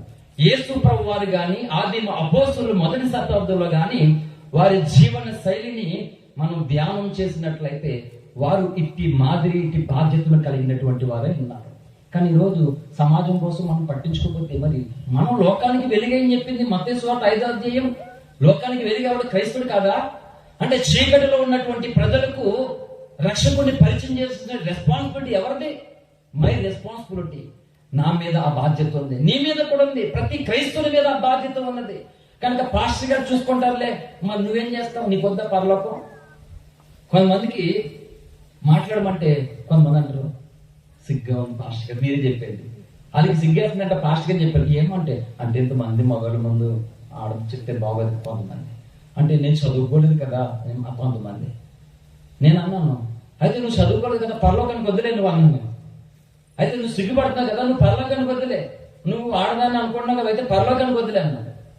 బాగుంటుంది అలా వేసే ఎలాగంటే అంటే పరలోకానికి చదువుకున్నా చదువుకోకపోయినా స్త్రీ అయినా పురుషులైనా చిన్నలైనా వృద్ధులైనా ఎవరైనా వెళ్ళాలి. కానీ దేవుడి దగ్గరికి వచ్చేసరికి తమ బాధ్యతను కర్తవ్యం నిర్వర్తించాలంటే నేను చిన్నపిల్లని ఒకరు, నేను వృద్ధుల్లో ఉన్నాను ఒకరు, నేను ఆడపిల్లని ఒకరు. మరి ఏ పిల్ల చేస్తుంది? మేక పిల్లలు, కుక్క పిల్ల, పిల్లి పిల్ల చేస్తాయా? మనం యేసయ్య పిల్లలమండి, యూదా గోత్రపు సింహం పిల్లలు మనం. కనుక మనందరి మీద దేవుడు బాధ్యత పెట్టాడు. నేను అబ్రాహాము దేవుడిని, ఇస్సాకు దేవుడిని, యాకోబు దేవుడిని నేను ఎందుకు చెప్పాడో తెలుసా? నీకు కూడా దేవుడే ఉంటానని. హల్లెలూయా. వాళ్ళకి మాత్రమే కాదు, నేను నీకు దేవుడే ఉంటానని. వాళ్ళు చనిపోయారు, కానీ వాళ్ళ క్రియలు బ్రతికే ఉన్నాయి సంఘాలలోను. అందుకే అబ్రాహము కోసం, ఇస్సాకు కోసం, యాకోబు కోసం మనం చెప్పుకుంటున్నాం అంటే వాళ్ళ క్రియలు బ్రతికే ఉన్నాయి. రేపొద్దుట నేను లేకపోవచ్చు, నా పరిచర్య కోసం చెప్పాలి. నువ్వు లేకపోవచ్చు, నీ భక్తి కోసం సమాజం, సంఘం చెప్పుకోవాలి. అది క్రియ అంటే, అది ఉండాలి. కనుక నీ క్రియ చెప్పాలి. రూతు గ్రంథం 1వ అధ్యాయంలో 16వ వచనంలో ఒక మాట అంటారు చూడండి. కానీ ఆ రూతు అంటే తన అత్త అయిన నయమానుతో, నీ దేవుడే నా దేవుడు. ఎంత అద్భుతమైన వర్డ్ తెలుసా?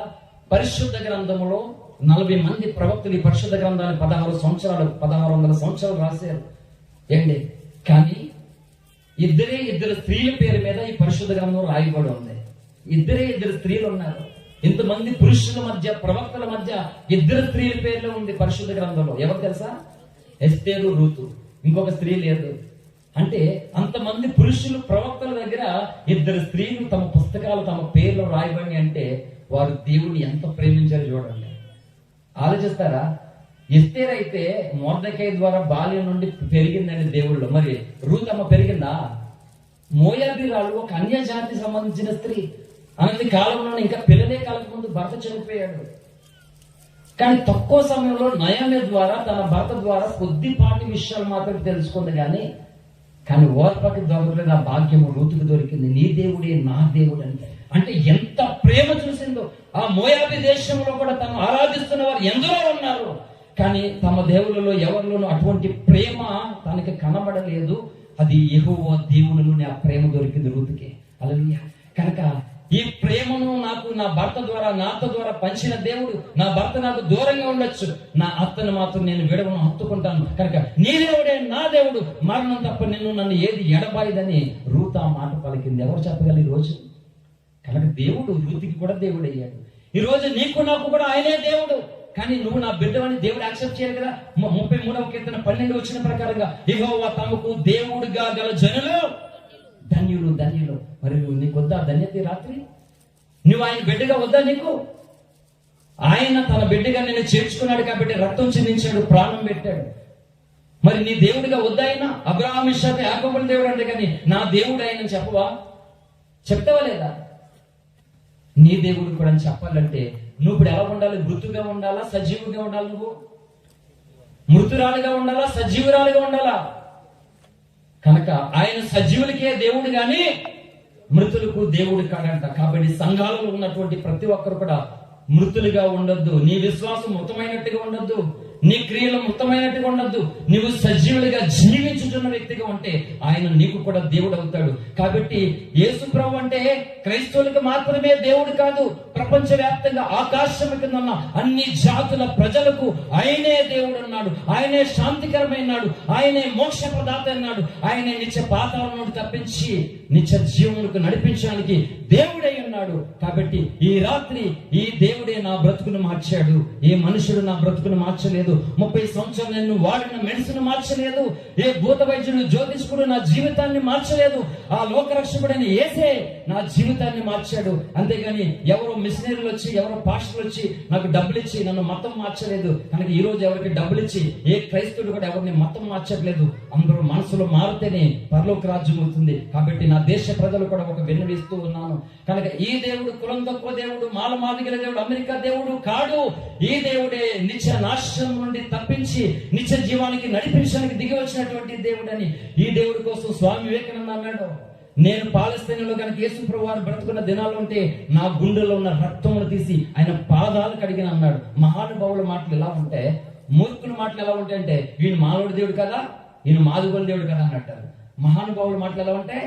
అలా ఉంటాయి మాట. కాబట్టి ప్రియ సోదరులారా, ఎవరిని ద్వేషించడం నా ఉద్దేశం కాదు. అందరూ మారు మనసు పొందాలి, అందరూ రక్షణ పొందాలని నా ఉద్దేశం. అలాగే క్రైస్తవ సమాజం అందరికీ చెప్తున్నాను, మృతుడిగా మనం బ్రతకొద్దు. మన దేవుడు సజీవుడిగా ఉన్నాడు కాబట్టి మనము సజీవులే. ఈ కడవరకాలు సువార్త పరిచర్య చేయాలి. సంఘములో నీ కర్తవ్యాన్ని, నీ బాధ్యతను నిర్వర్తించి దేవుడు నీ యందు ఆనందించేటువంటి దేవభక్తి సాధనలో మనం సిలువను మోస్తూ ముందుకు సాగిపోతాం. ఇట్టి కృప పరిశుద్ధాత్మ దేవుడు మనందరికీ అనుగ్రహించును గాక. Amen, amen. Thank you. అందరికీ వందనాలు. ఈ అవకాశానికి ఇచ్చినటువంటి దైవజనులకు తిరిగి సమయాన్ని అప్పగిస్తాం. Thank you sir. వందనాలు. ఇప్పటి వరకు సాక్ష్యాన్ని వాక్యాన్ని అందించిన అది దైవజనులకి నా హృదయపూర్వక వందనాలు. దేవుని స్తోత్రం. హల్లెలూయా. దయచేసి కన్నులు మూసుకోనండి. దైవజనులు యెహోషువ గారు వచ్చి ప్రార్థన ఆశీర్వాదాలతో మరి కూడికి ముగించుకుందాం. ప్రార్థన అయిన తర్వాత, ఆశీర్వాదం అయిన తర్వాత ప్రియులారా మనందరం భోజనం చేసి వెళ్ళాలని ప్రభుత్వం మనం చేస్తున్నాము. అంత మాత్రమే కాదు, దైవ సేవకులను మరి పర్సనల్గా కలుసుకొని వ్యక్తిగతంగా ప్రార్థన చేయించుకోవచ్చు. ఇప్పుడు అయ్యగారు 1 పాయింట్ 2 పాయింట్లు కాదు, అయ్యగారు ఎంత ఉందో రక్తం ఇప్పుడు మీకు 14.5 ఉంది. ఇప్పుడు దేవుని స్తోత్రం. హల్లెలూయా. ఇక్కడ ఉన్న చాలా మందికి అంత ఉండదు. దేవుడు దర్శించి స్వస్థపరిస్తే అలాగే ఉంటుంది. దేవుని స్తోత్రం. హల్లెలూయా. కళ్ళు మూసుకోండి. మహాగణుడా, పరిశుద్ధుడా, ప్రేమ కలిగిన మా తండ్రి, నమ్మదగిన వాడా, నీ పాదాలు కొన్నాను. నీవెంతైనా నమ్మదగిన దేవుడు. ఈ ప్రాంతంలో మీ దాసులుగా ఏ వైగాలి ద్వారా మీరు జరిగిస్తున్న పరిచయం కొరకు స్తుతి చెల్లిస్తున్నాను. ఈ ఏప్రిల్ 15, 16, 17 తేదీల్లో ఏర్పాటు చేసిన ఈ సభలో ఈ 2వ దినాన్ని దూర ప్రాంతం నుండి మీ దాసుని తీసుకొచ్చి ప్రభువా వారి జీవితంలో మీరు చేసిన బలమైన కార్యాలు దేవా మీరు వివరించారు. నీవే దేవుడవు, నీవు తప్ప క్షేమాధారం మాకేదీ లేదు ప్రభువా. నైనా మీ ప్రజలు సత్యాన్ని తెలుసుకొని సర్వ సత్యములోని నడిపించి మీరు ఆకడి కొరకు ఆయుధపడినట్లు బలమైన కార్యం చేయండి. నీ దాసుని సాక్ష్యం ద్వారా, మీ సందేశం ద్వారా అనేకులు పాపక్షమాపణ పొందినట్లుగాను, రక్షణ పొందినట్లుగాను, రాజ్యం కొరకు సిద్ధపరచబడినట్లుగాను గొప్ప కార్యం చేయండి. ఎవరి కాలం ముందు ఇంకా మీ దాసుని ప్రభువా ఇంకా అనేక చోట్ల వాడుకొని ప్రభువా మీరే మహిమ పొందండి. వారి కుటుంబము, వారి పరిచర్యని మీ చేతులకు అప్పగిస్తున్నారు. మా తండ్రి, ఈ రాత్రి సభలో పాల్గొన్న ప్రతి దైవజనుని బట్టి మీకు స్తోత్రాలు, విశ్వాసులందరిని బట్టి మీకు స్తోత్రాలు. రేపు జరగబోతున్న చివరి రాత్రి కూడికను కూడా ఆశీర్వాదకరంగా జరిగించి మహిమా ఘనత ప్రభావాలు పొందమని మీ గణనామానికి సమస్త ఘనత మహిమ ప్రభావాలు చెల్లిస్తూ యేసు నామములో ప్రార్థించి వేడుచున్నాం తండ్రి. మన తండ్రి అయిన దేవుని యొక్క ప్రేమ, కుమారుడైన యేసు క్రీస్తు మహాకనికరం, పరిశుద్ధాత్మ దేవుని కాపుదల ఆయన సన్నిధిలో కూడిన మనందరికీ మనవలే ప్రార్థించు సకల పరిశుద్ధులకు సదాకాలము తోడై ఉండి నడిపించును గాక.